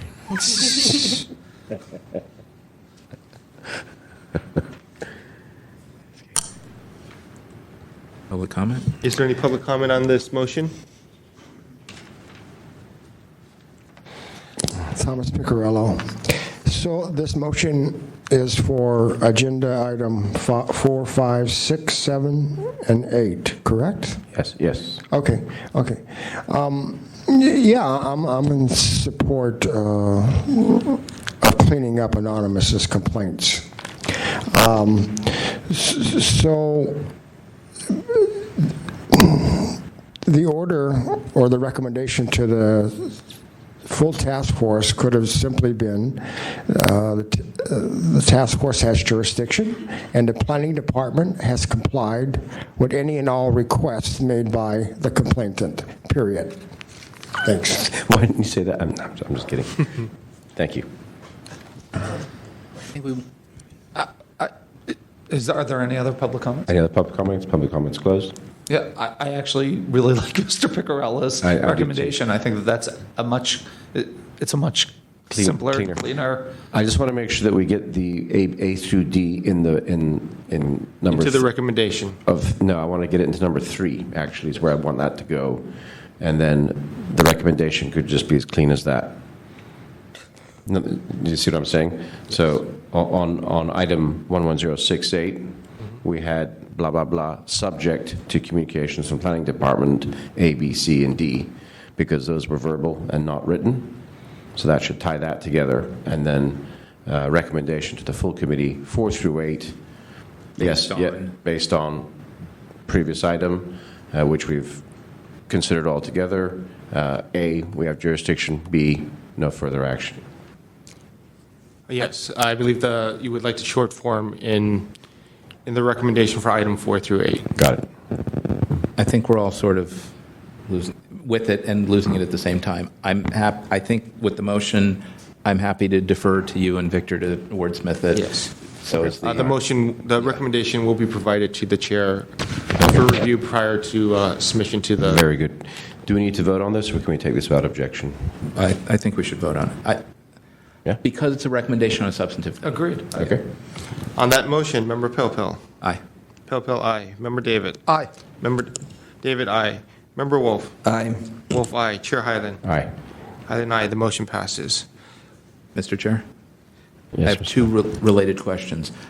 Although we said that we wanted to dispose of all of Anonymous's matters, these were the only things that were on tonight's agenda. Aren't there still other anonymous files? Yes, we only scheduled items related to Park Merced tonight. So there are other anonymous matters unrelated to Park Merced that we're going to deal with in other venues at other times in the near future? Yes. However, there are a few more related to Park Merced directed to members of the Board of Supervisors. But not to planning? Not to planning. Okay. Okay, and so this is all going to roll out in the next few months, and at some point soon we will be done with anonymous, hopefully? The Park Merced will be on the latest on the March agenda of the Sunshine Orange Task Force. Okay.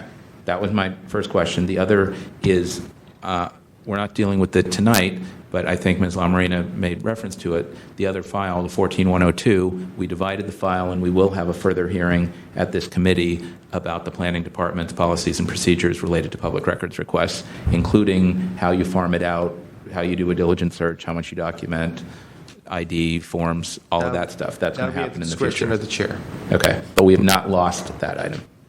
Okay. And that we'd potentially hear on March 9th? Yes, we can do that. Okay. If we're ready and depending on others. Okay.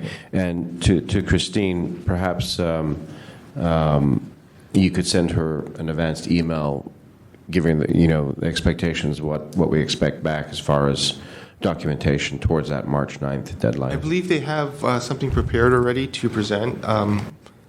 Okay. Maybe you two can work out when you're ready and I'm just concerned that you're taking over, so everything's being dumped in your lap. I just want to make sure that the communication continues. We did prepare a document for today. I was under the impression that I would have to talk about it, but if I'm happy to come back on March 9 with a more fleshed out presentation that goes over very specific items, such as the forms, which I didn't bring today. And you're going to provide all that to Victor in advance, so we'll have it in the packets, we'll all be familiar, cha-cha-cha. Great. Because it's not on the agenda, we can't technically hear it. Right. So let's, keep working on that and flesh out what you need to flesh out, and then we'll hit that in March 9th. Okay, exactly. Retrieval of documents from the Record Center, blah, blah, all of the stuff related to. Thank you. Thank you. All right. So those matters are concluded? Yes, and just as Thank you, Christine. Thank you. This is the second item. We're referring to the Sunshine Orange Task Force. I would just like to make it clear that I will be sending a copy of the recommendation to Anonymous and the Planning Department. Mm-hmm. In that, I will state that they are welcome to respond to that at the meeting or via letter or email if they disagree with our recommendation. And it'll be up to the task force to either approve the recommendation or schedule the items for a future hearing. Okay. Very good.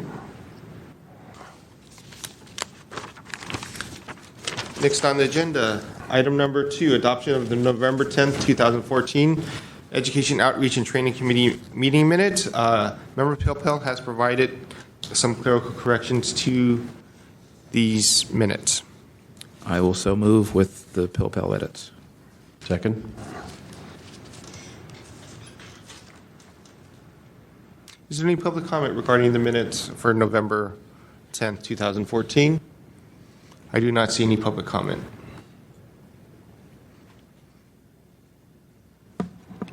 Item 14? Sorry, November 10th, 2014. There's no public comment regarding item number 2, the meeting minutes. Without objection? Without objection? That motion is passed without objection. Next on the agenda, item number 14, file number 14065, Silver Grand Jury Report, Ethics in the City, Promise, Practice, or Pretense.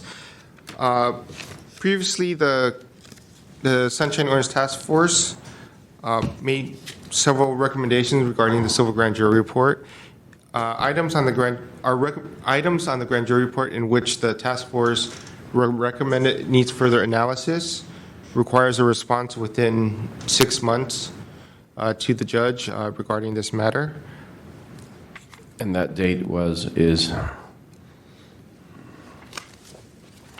it's January, right? It's February or March. I think it's March. I think Member Hepner was going to provide a summary on this, wasn't he?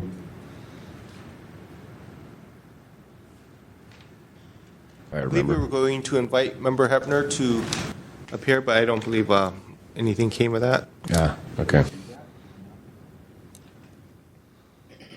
think the minutes indicated that we were going to invite him. Did we maybe not invite him? I think it slipped through the cracks. All right. So I think I was going to do something on this, and I think I didn't. When's our deadline? Let's start with that. And next question is, can we extend that deadline? If anybody has a- I-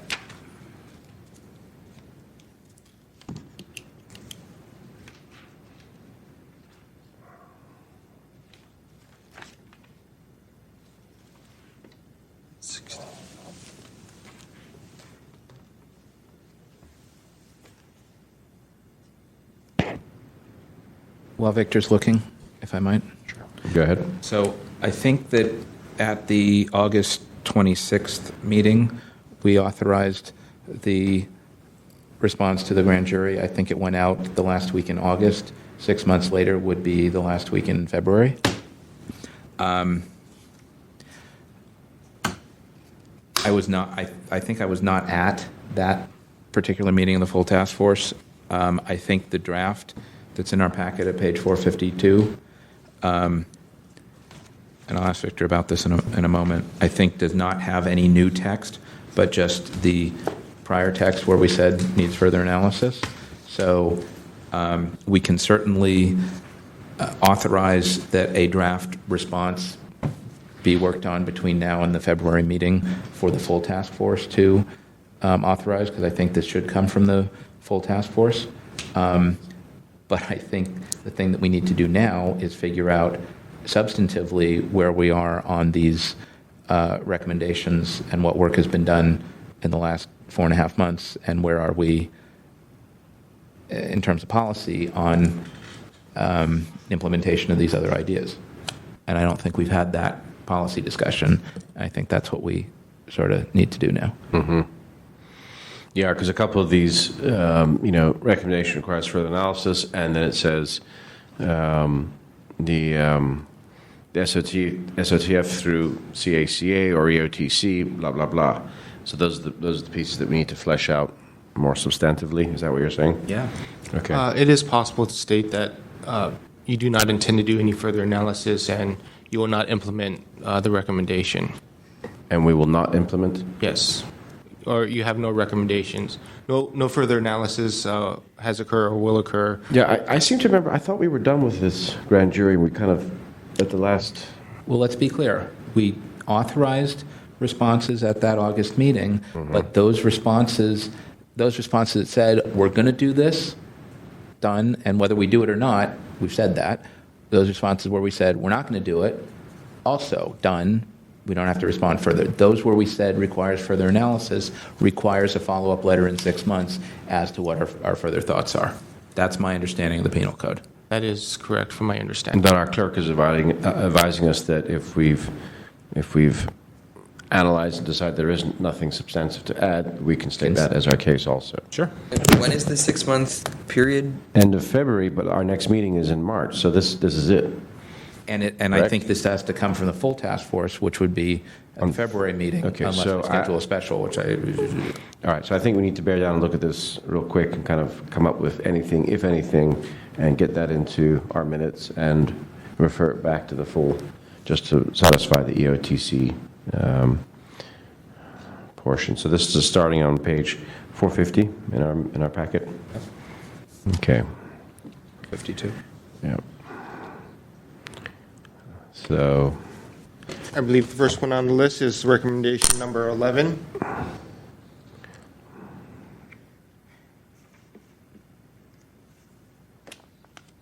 The Ethics Commission, in conjunction with the city attorney, should develop a policy to ensure preservation of emails and texts consistent with preservation of other public records. And again, I'm sorry that I didn't do more on this. I would have brought in the Ethics Commission's response and see whether they were doing this. I think,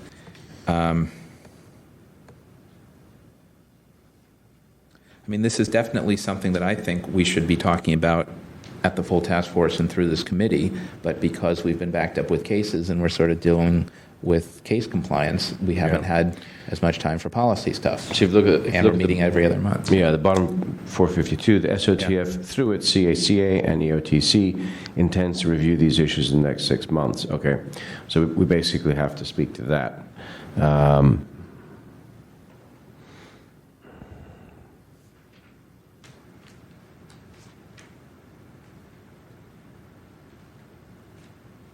I think we have not really talked about text messaging really at all, as far as I know.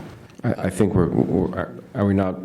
Doesn't some of this fall to what's happening in San Jose? Isn't that what we're looking for direction on? There's a little bit there, yeah. Yeah.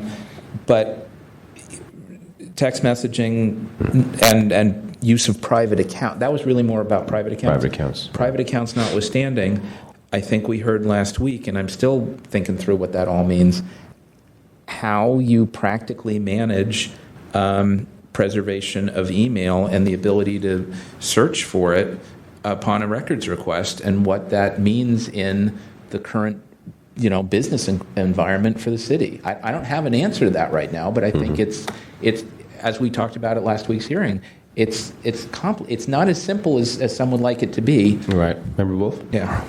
It's not as simple as we'd like it to be, and it's actually getting more and more complicated, because I found out the other day that the city actually communicates through Yammer in addition to email and all these other things. And dealing with this whole social networking side of data is also part of what should be addressed in this, and there's no clear pathway forward really at this point. Well, for me, I would say it's insufficient to say that it's complicated and we're not going to deal with it.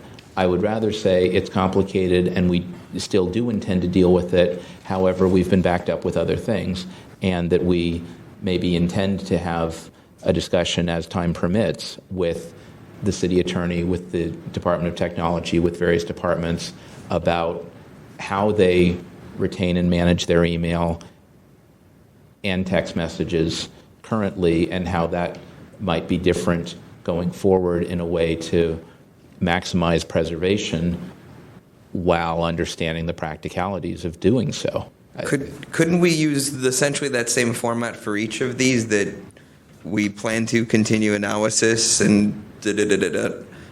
Yeah, yes, that's true. I was just speaking more particularly to the email text message. So the analysis is further analysis. It's a bit of a dodge, but, we can't fix everything in 6 months. That much is clear, and there's so many other things going on that affect it.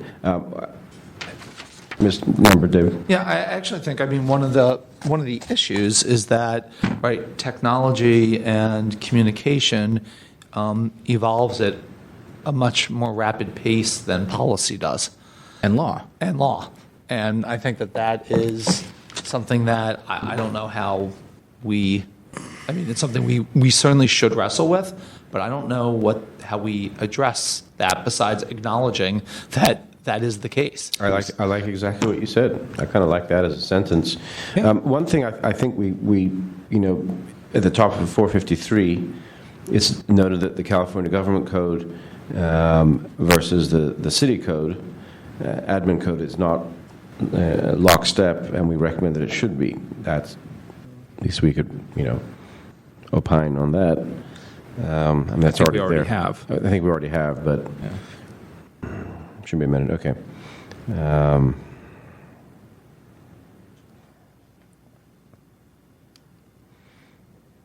right, so specific to recommendation 11, I think, Victor, we can go back to the tape so I don't have to repeat myself, nor does Member David, and maybe we can just incorporate that language into our recommended further comments to the grand jury. If you just provide just a brief reminder. That we intend to discuss and possibly develop the policies that are discussed. We recommend. Let me take a clear stab at it. I think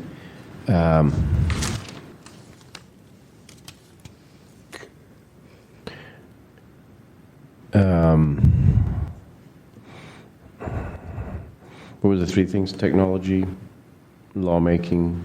I think basically what I was saying is that the technology is evolving. Technology and communication platforms are evolving much quicker than law or policy. Okay, so given the different time frames of technology and communication platforms versus law and policy. The EOTC recommends continued analysis and working with departments. It's not actually analysis or not. It's that we intend to work with appropriate city departments on developing a policy. The recommendation was develop a policy to ensure preservation. And I think we should say, yes, there should be a policy. We would like to help develop it. And yet we recognize that technology and communications platforms advance faster than law and policy currently, et cetera, et cetera. But I think we can do all of those. We can say all of those things. Okay. Yes. Yes. We plan. I would say we plan to. Our plan is to work with. What's it called? Departments. City departments. While simultaneously recognizing. Yep. That communication. Or recognizing limitations or disparity between. And to that end, I think right now, why don't we ask that a file be opened at this committee on developing email and text message preservation policies, whatever it is, 14109 or something. Forgive my ignorance, but is there not a policy already in place on that? No. There isn't? Well, it's embedded in the California Code. Not really. It's more embedded in departmental record retention policies and procedures, which are vague at best as to email. So this is saying, should there be a specific policy that says when you get an email, unless it's about your personal grocery shopping, you should retain it for at least blah, blah, blah, and here's what you should do with it so that it can be found later. It probably should be email, Yammer, text, social media. Whatever, blah, blah, blah. And future electronic communications, including Sentinel. Strike that from the record. Anyway, that's what I'm thinking on 11.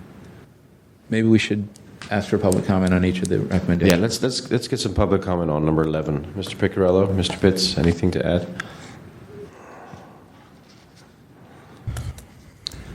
Well, Penal Code 933 requires a response in 90 days, not 6 months. So you're well past the time for a response. We provided an initial response. I'm sorry? We did provide an initial response at the end of August, September. This was the follow-up response for those items that we said required further analysis. We've complied with that. The response was to the judge? Yeah. Yeah, So it was that sent. was back in August, and then And so you asked for special permission then to amend your responses? No. I don't think the penal code no. allows you to do that. No. No, so we had the original response in August 22nd, Oh. and then the items that we designated requiring further analysis. Apparently, we have 6 months on those. That's our understanding. Oh, I see. Okay. I have no comment on recommendation 11. Thank you. Okay, thank you. No other public comment on number 11. Okay, Victor. So let's flesh out what you have there, so we can clean it up. Tell me what you have, as far as the language we were using. The Sunshine Ordinance Task Force intends to EOTC. further discuss policy in the future. However, technology, Pace of technology. yes, evolves more quickly than law and policy.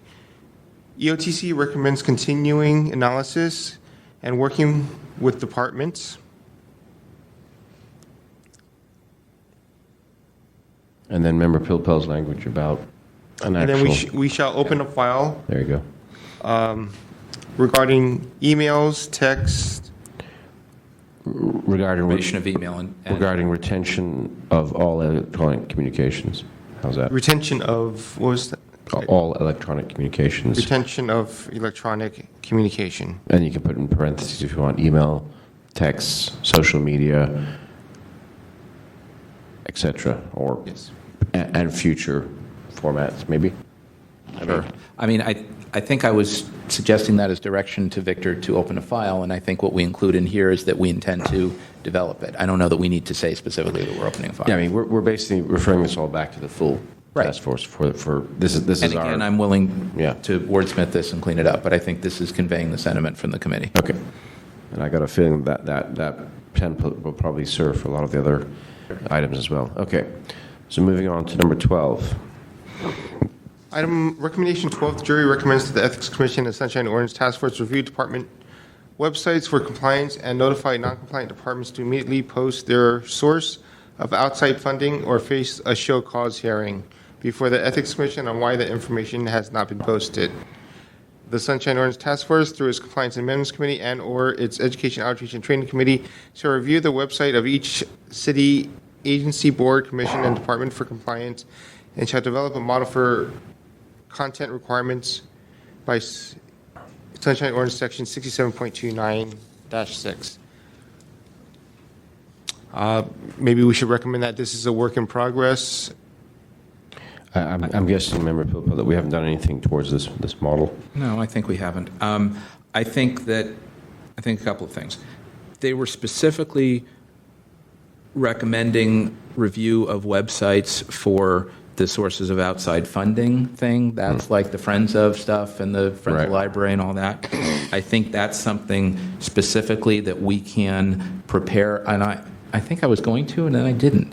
Was going to prepare a letter from us to go through the full task force to each department saying, please look at your website, and if this thing isn't on there, it should be, please do it, blah, blah, blah. I think our previous comment about reviewing websites generally for their content, frankly, is sort of happening. I mean, all of that Arts Commission stuff that we hear about, right? The Compliance and Amendments Committee is sort of on the Arts Commission and what's on their website. Maybe it's more specific to meeting agendas and minutes, but at some point I do believe that, particularly through this committee, that we were going to say for each department you should have these things. And we talked about the health department and reports and other departments. So police department and how to get police reports. So I think that is sort of a continuing thing. But the specific about sending a letter to departments, we can do. Once again, I would say let's open a file on that, and let's do that at the next meeting. And I will draft that letter, because that's a quick letter. Dear Department Head, please check your website that you're complying with this section. Have a nice day. Yeah. Right? I mean, it's already there. It's in our charter, so... So, do you need a couple of sentences on that? It would be appreciated. The task force, through its Education, Outreach, and Training Committee, will prepare a letter to department heads reminding them of Section 67.29-6 and urging their compliance. The prior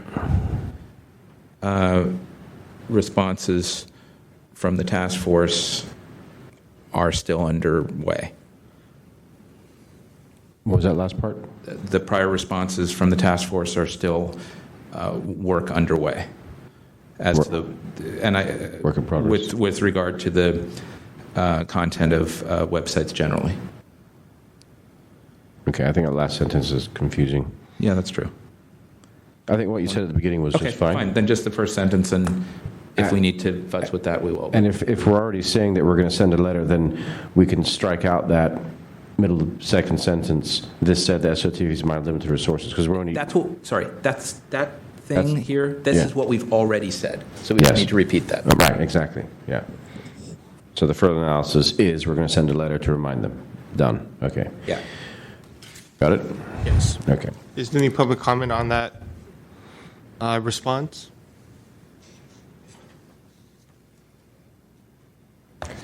The language, the last sentence on recommendation 12, the task force is also skeptical that the Ethics Commission has the power to order to show cause hearing in a matter that the jury recommends. Either the Ethics Commission has the Mr. Piccarello, ability or it doesn't. Let me stop you there. So this was the August 22nd original response. This is already done. Oh. So, yeah, I was going to the same place. Like I would say, well, let's take that out. And they're like, no, we've already sent this. So what we're getting now is the above and beyond, the further analysis, and all that is we're going to send a letter recommending or asking department heads to comply with 6926.6. So that's already memorialized. I see. Okay. Yeah. Thank you for the clarification. Yeah, I was. So if there's any public comment to be given, then it's what you're orally presenting tonight. Yes. Okay. That's what we're trying to piece together to constitute the further analysis. Got it. Thank you very much. Okay. Is there someone on the phone line? I heard some clicking just now. I did not hear a dial in. Okay. I think you just heard me hitting the mic. Okay. I'm hearing things. No comment.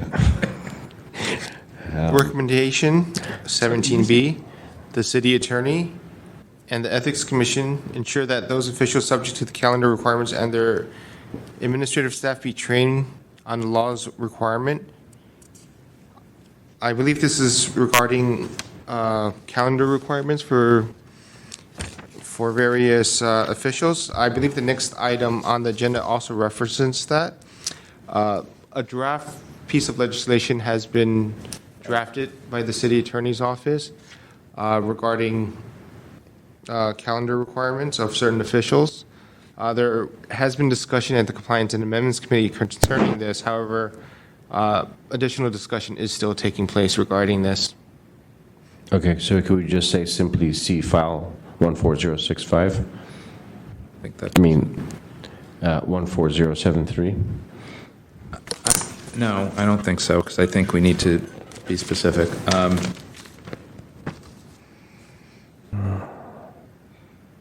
Okay, I think we need to say three things here.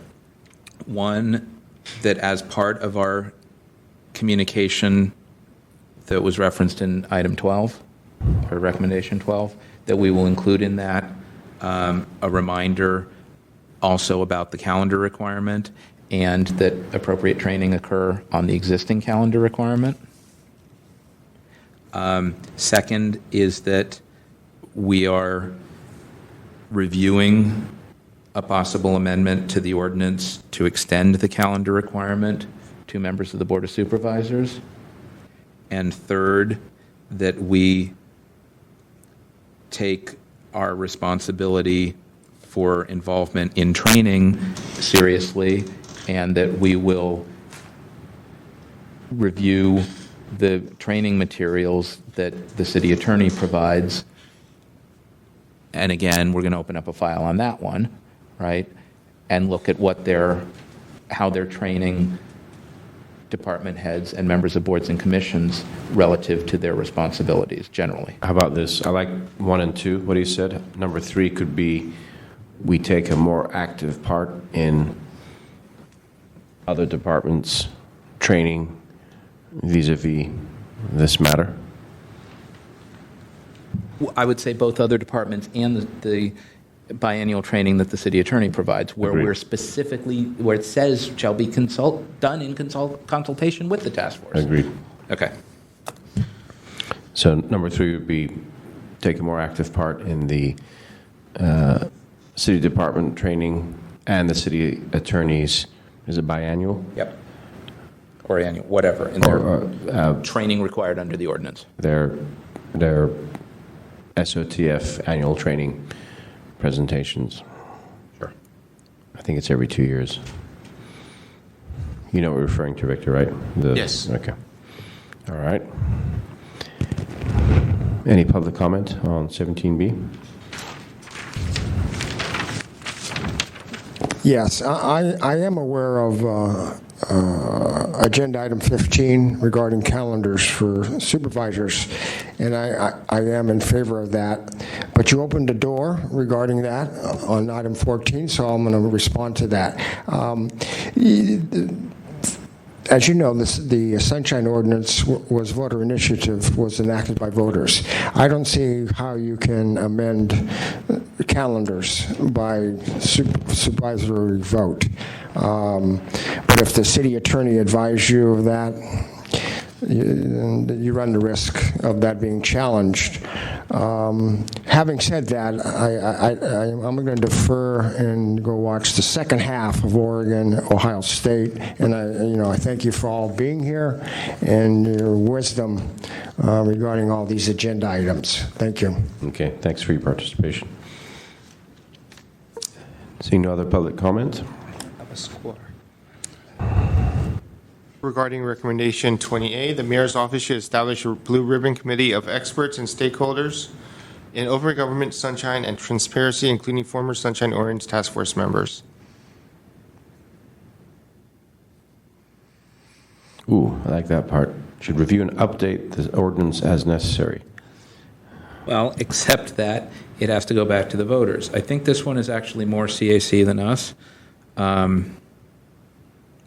Did the CAC actually discuss the substance of these recommendations, or not so much?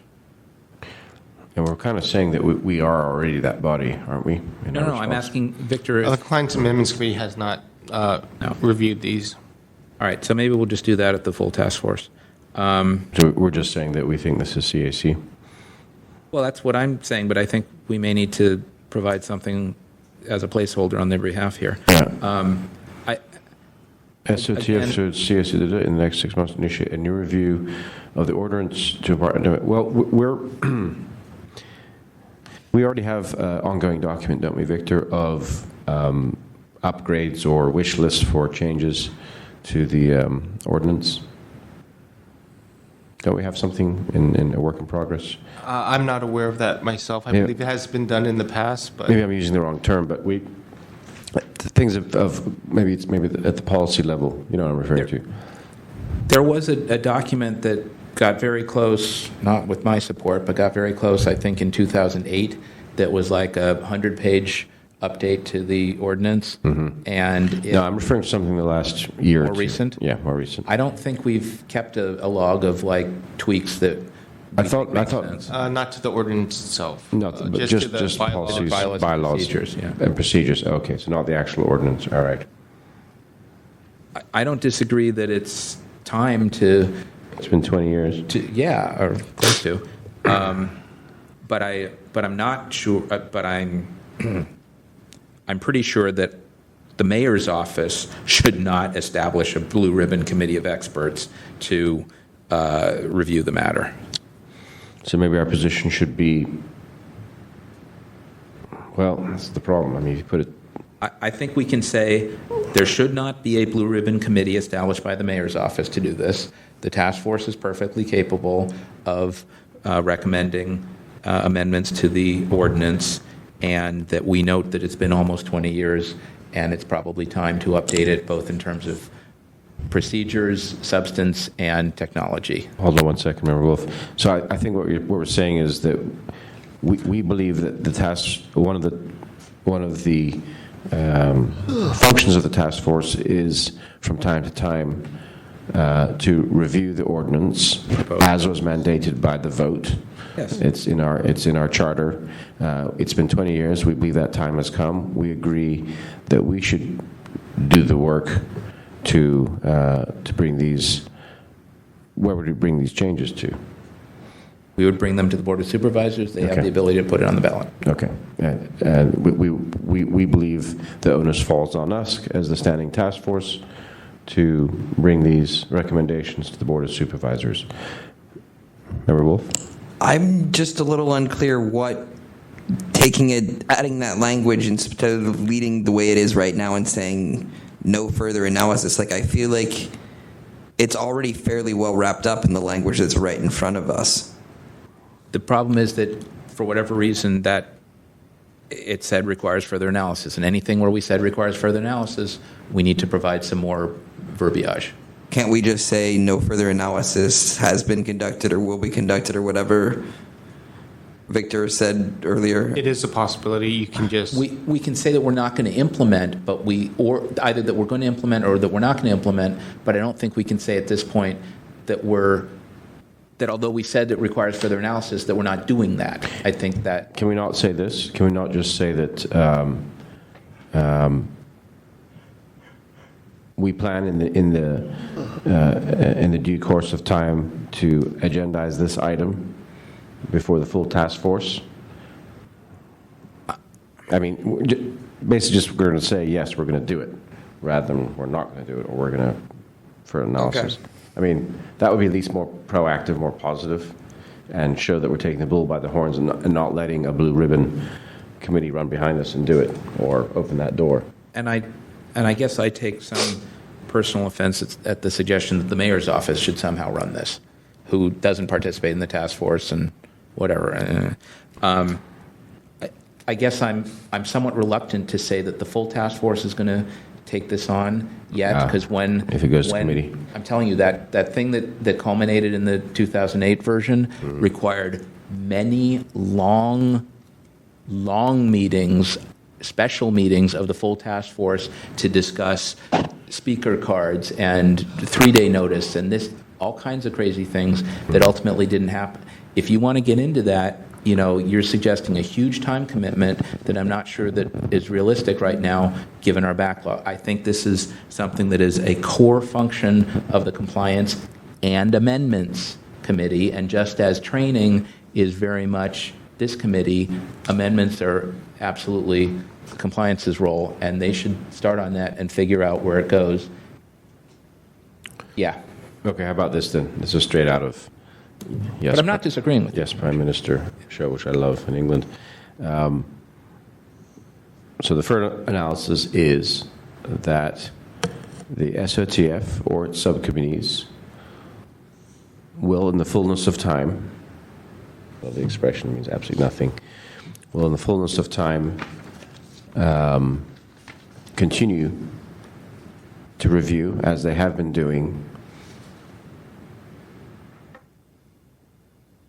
amendments to the Sunshine Ordinance, period. We could even say another example of this is the calendar requirement that was discussed in the previous recommendation. That's an example of a potential amendment. I don't know. Why can't we take credit for something 3 times? I mean, heck, never mind. Basically, we're just saying, we're basically just saying, like, this is our job, it's our mandate, we'll do it. I mean, that's what I'm trying to get to. Anyway, let's put that language in, and we'll discuss it at the full task force. Okay. Seeing no public comment. 20B, for now, arrangements should be made jointly by the Ethics Commission and Sunshine Ordinance Task Force to have complaints heard by an independent hearing officer. Well, I mean, this one's pretty easy. I think we say that we have not moved forward, and we will not move forward with the independent hearing officer idea. Instead, we've had additional special meetings, and we've developed a new process wherein certain complaints, if agreed by the complainant and respondent, get heard like tonight, blah, blah, blah, right, with the recommendation of the full task force. We believe this properly balances interests of complainants and respondents, and yet improves the efficiency of the task force's casework. Okay. Okay. Did you get all that? Yes, I'm going to listen to the tape. You will get all that. I got it. Okay. Very nice. I do creative writing when I do minutes. That's excellent. Good. All right. I think that concludes that matter. Well, Yes, there being no public comment. There being no members of the public to make public comment. So why don't I move that we, For these recommendations. that we, what's the word? Gather these recommendations and report them out to the full task force for the February meeting. This is actually kind of a priority thing. Yep. For their review and possible tweaking before they get sent on to other places. February 4th meeting, right? Yeah. Second. Shall any of the, who shall be in control of this draft that I create? You want me to work with Victor on it? Yeah, and I'll review it. Yeah. And I'll send it to me, and then I'll send it back to you with edits, and it can go in our package. Yes. All right, thank you. So I'll move that. I think. Second. The motion was to refer the matter to the Sunshine Ordinance Task Force February meeting for review. Without objection. The motion passes without objection. Next on the agenda, file number 14073, proposed amendments to the Sunshine Ordinance Section 67.29-5, calendar of certain officials. The Compliance Amendments Committee did hear this matter, and they suggested that both of the subcommittees provide comment on this matter. I believe that Member Hepner is currently writing a summary of proposed recommendations to amend this potential ordinance. However, that has not been completed at this time. So, a couple of quick things. I do take Mr. Piccarello's comment seriously. I am reluctant, given the way the ordinance is now structured, to recommend changes. I think if we recommend changes, generally that has to go to the voters. And I think the way that you, what's the term, statutory construction, the way that you interpret statutes is, well, within Prop 59, it's broadly if it's the public's right to know, and narrowly if it's public's or the government's right to withhold. I think in terms of how ordinances work, the voters essentially determine where the balance of burdens and benefits are, and I think the problem I'm having is whether the elected officials, in the absence of a specific thing in the ordinance, can place additional burdens on other actors in government. Nevertheless, I think because all this does, as I understand it, is just extend the existing calendar requirement that we're fairly familiar with to all of the members of the Board of Supervisors as if they were department heads. If the members of the board choose to subject themselves to that requirement, I think that's not an unreasonable thing. And the one amendment that happened a couple of years ago was the Mirkarimi amendment that provided for taping of meetings in City Hall. I had some issues with that for the same base, but it wasn't like substantial change in days and response time and blah, blah, blah, blah, blah. So I think I'm comfortable with this change with those understandings. Does that make any sense? Yes. Yeah. Okay. So basically, we're just inviting the Board of Supervisors to vote on it, But I don't want them to think that they can either add more burdens to the ordinance or weaken it in some other way simply because we're getting into this stuff. Right. I think. Member David? This is actually, I think Member Pipel summarized basically what I was trying, what my thoughts were. The only thing I want to add is this is something specifically where I'd be very interested in hearing DCA COLA's opinion on this matter, right? That it seems from the Mirkarimi case that if it's in the interest of transparency, that's fine. I'm just curious, kind of where that line is drawn. In theory, it seems to be a natural and doesn't seem to strike me as an undue additional burden. But I would appreciate to have DCA COLA's opinion on this. So perhaps in summary, we'd invite a very narrow definition being put in front of the Board of Supervisors, specifically on this enhancement of transparency of the ordinance. And secondly, we'd like to get some input from the DCA at our next February 4th meeting. That would be our recommendation back to the full task force. Unless Member Wolf had something, I was going to suggest that we recommend this legislation to the full task force, and I'm not volunteering to write it, but I think that this does need a cover letter from the task force, and maybe one of you or somebody can draft that. I am not prepared. Personally, I'm not prepared to recommend it without hearing from DCA COLA. That in general, I think it sounds like I'm open to supporting it and maybe even leaning towards it. I would just like to have some. Are you willing to hear that at the full task force? Absolutely. Okay. I'm absolutely willing to hear Member Wolf? I think I just was about to say what Member Pilpels just said, but I also think that we should move this forward. I think that it's premature to figure out what the sort of cover letter should look like because we haven't identified who we're sending it to and what our narrative to move this forward really is going to look like, and I think we actually need to be quite strategic about that. Fair point. But I do think that we are ready to bring it to the full task force, and the best way to get COLA's opinion is at a full task force opinion meeting. You know what I'm saying, but I guess the tape won't. So the best way to do that is to have it in front of a full task force meeting. So I think we should go ahead and move forward with the motion to move it forward, and that will give you the opportunity, Member David, to get your questions answered and vote against it later if you need to. Or amend. And maybe the word is not to recommend to the full task force. If you're more comfortable with us just referring it to the full task force, if that does the trick.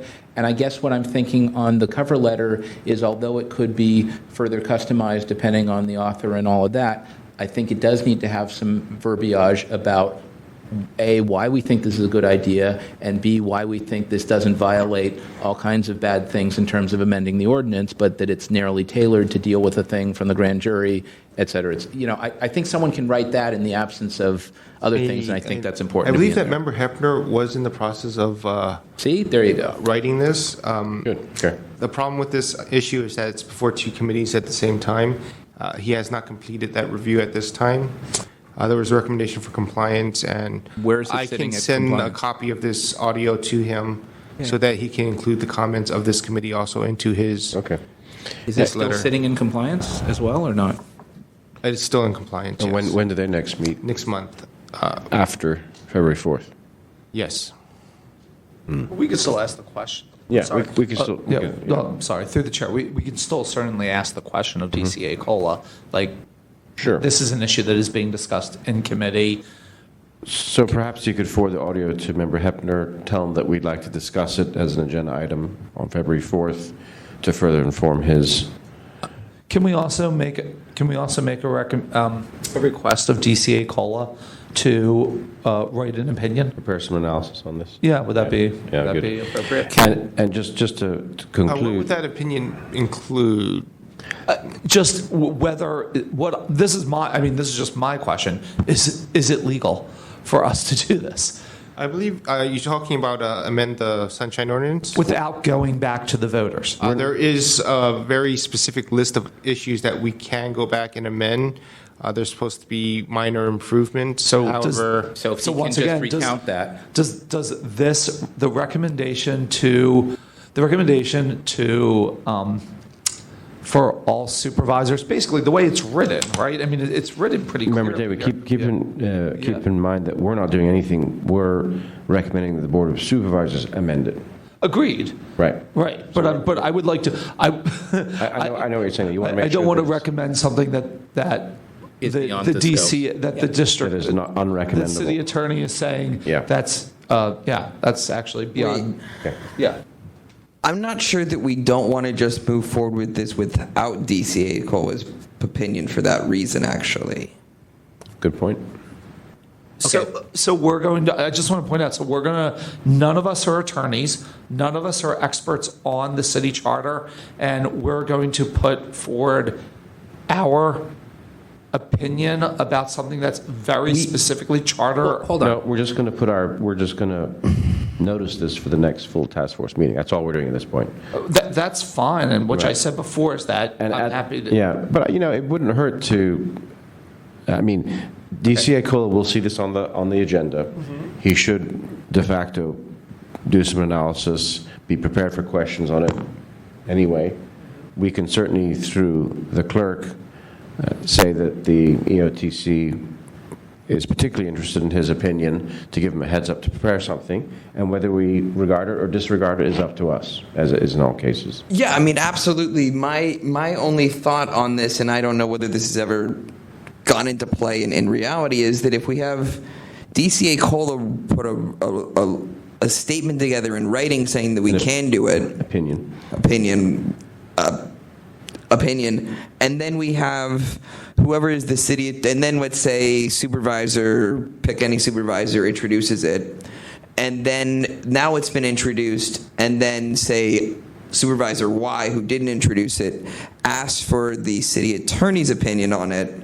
Now we have two city attorneys' opinions, and I don't know whether we want to avoid that or go into that full-hearted or what, but... As it was. Okay, Member Pilbo. before we spin too far out on this, the city attorney has a process by which they answer those questions so that they're not giving conflicting advice to different branches of government. So we wouldn't get an opinion from DCA Cola that says, oh yeah, you can do whatever you want, Because he will have already unless they had checked consulted that with other folks. And so I think we would get a narrowly crafted thing that says, as Victor was about to suggest, He would consult with the collective. that there are certain things that you can and can't do. Okay, we're sort of jumping ahead on this. Yeah. I think, given some of these other things that we said are sort of priorities for February, I'm now thinking that I'm not needing this to be at the full task force in February, and I think maybe the better course is for us to recommend to the Compliance and Amendments Committee to hear this in February and to refer the matter to the full task force for the March meeting with a cover letter that they can draft that explains it, and with some comments from DCA Cola that explains the scope of what can and can't change with the ordinance under the current parameters. That's what I'm thinking. Which is fine. I just want to make sure that this item doesn't fall within that 6-month grand jury timeline. No, because we said that we're This working is on a separate issue. We've said Right. we've assigned it a file, and therefore... Right, we're working on it. It's not, Okay. we didn't say we had to do it with it. All right. Member Wolf. I mean, I think that the process that you brought up to prevent the city attorney from giving conflicting information is actually part of where I was coming from in the beginning of this process, is that basically if one part of the city attorney is opposed to this happening, then that creates this undermine of DCA Cola's opinion, because DCA Cola's conversation with the other elements of the city attorney are protected under, or could be, like, there's a bunch of weird elements here that I think Member Pilpo is able to recognize better than I'm able to explain some of them. I see where you're getting, but in a way, better to get the hive's opinion early on rather than spinning all our wheels and going all the way to the end and then them shutting it down. I mean, that's another consideration. Just to note, this was drafted by the Deputy City Attorney for the Board of Supervisors.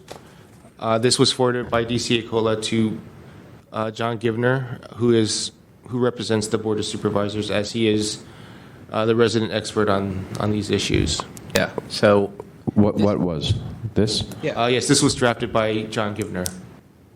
So we don't have a signed version, but he would not have drafted and approved it as to form if it could not be enacted. So they've already gone through some kind of analysis behind the scenes that this isn't like such a crazy thing, and within the narrow confines of blah, blah, blah, they can do it. So I'm not actually worried about that risk as much. I think that the language in the ordinance that talks about the city attorney being sort of walled off from the rest of the world, I actually interpret that to mean as relates to cases. I don't think that means that they can't confer on things other than cases. I think that's more of a due process wall than the way the ordinance talks about. But in any event, I think what I suggested is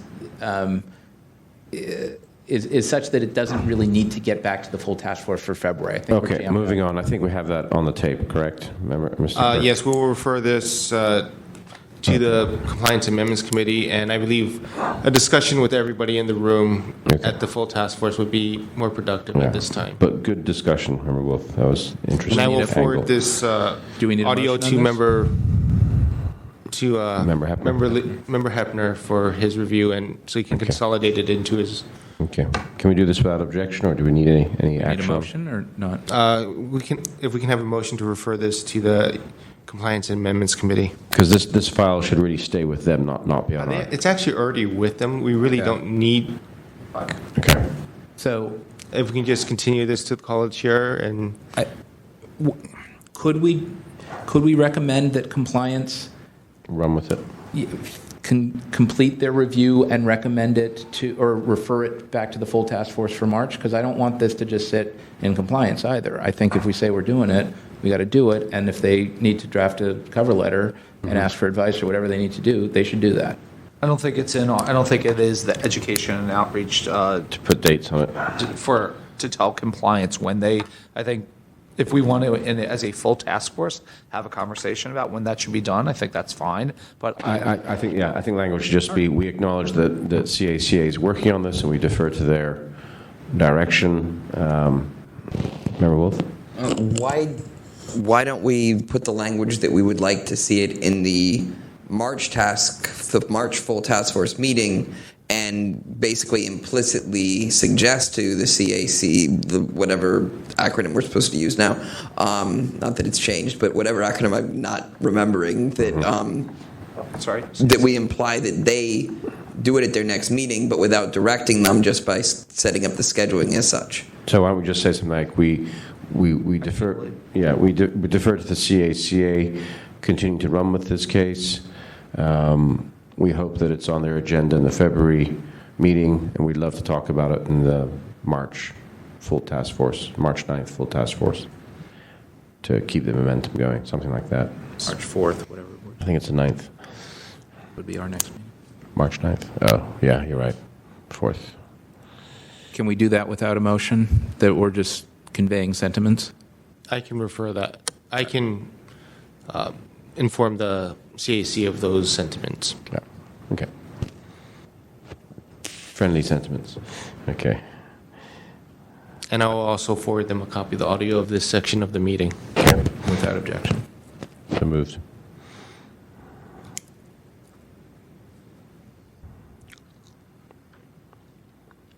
Next on the agenda is item 16, announcements, comments, questions, and future agenda items.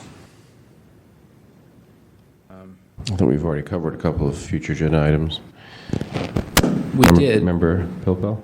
I'm sure I got a copy from Victor. I know I was not at the December 4th meeting when we finalized the schedule for this year. I just wanted to reflect for a second. We're only going to meet 6 times this year and like 5 more for this committee. Actually, I have an update on that.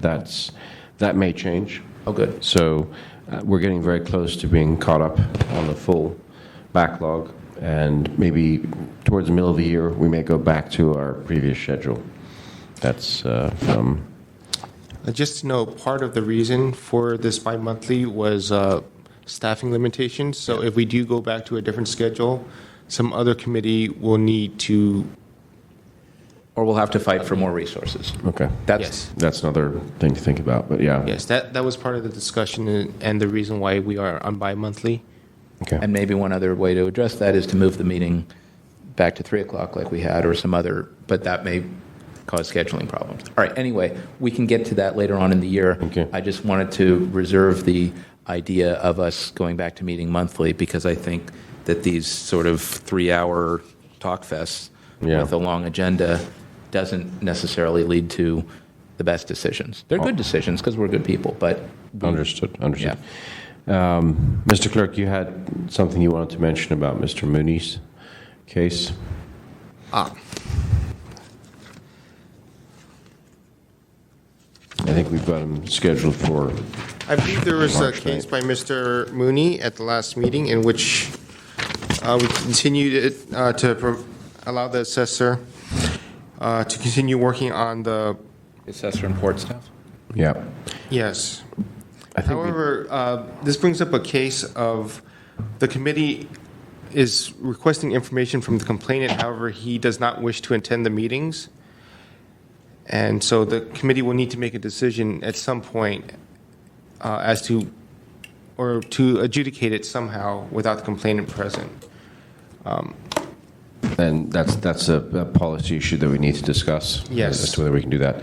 Because I will be think- bringing this matter back to the task force at the next meeting. I did ask the assessor for an update on this matter. And we do need to provide, we do need to hold a hearing on this at the next meeting. Right. Otherwise, that'll be a very long time Yeah, period. just to summarize, I think, just 1 second, I think it was the port and the assessor, and we decided, I think the port was compliant. Yes. And it was just the assessor. It's now the assessor still providing these materials to Mr. Mooney? Yes. And that process is ongoing, right? Yes. I think as far as us ruling for a complainant, I think that's part of our charter. You know, in many cases we rule on something a complainant brings us, as well as 2 or 3 other things on top of that. So I don't think we're out of our purview in doing that. That's just my initial take. Remember, Wolf? You said that the complainant has chosen to not attend, but is the complainant willing to submit writing to the effect of what they would say if they were speaking on their behalf at the meeting? He has. However, there are major disagreements, and the back and forth emails I'm not sure how to describe it, but they're not providing enough information to either side. Neither side is satisfied. I see where you're getting at with this. In other words, so Okay. if you really want to, have an active file, you need to take some responsibility of showing up. And even in the case, if you want to be anonymous, there are provisions for that, but you have to engage in a dialogue so we can get to the heart of the matter and get the information they're looking for. If the complainant is unwilling to appear, we need to act on what information we have. And what tools do we have at our disposal? Can we end the complaint? Can we It is at the continue it? discretion of the committee on Table how it? to deal with I this. see. Okay, so that's the real question before us. Like, this is a strange one. How are we going to handle it? And going forward, how do we handle it? Remember, Pippo? Okay, so a couple of things. I think this actually goes back to that thing I talked about earlier with no-show by complainants, whether it was, a notice no-show, or whether they just, didn't show, which we still need to talk about at rules. I think that if someone provides a complaint, provides sufficient documentation, it's nice to have complainants here. It's great to be able to ask questions and get answers. I think we can rule on things in the absence of a complainant. In some cases, we can rule in the absence of a respondent. If they said, I asked for the thing it was due on Tuesday, they gave it to me on Thursday, and there's no evidence to the contrary, I think we can say, yeah, it was late. So I'm not against adjudicating things in the absence. I'm not saying we should always do that. Just to sort of cut to the chase, I think where you're going with this is, I think we should be able to retain the ability, as we now have, to rule in the absence of a complainant being present.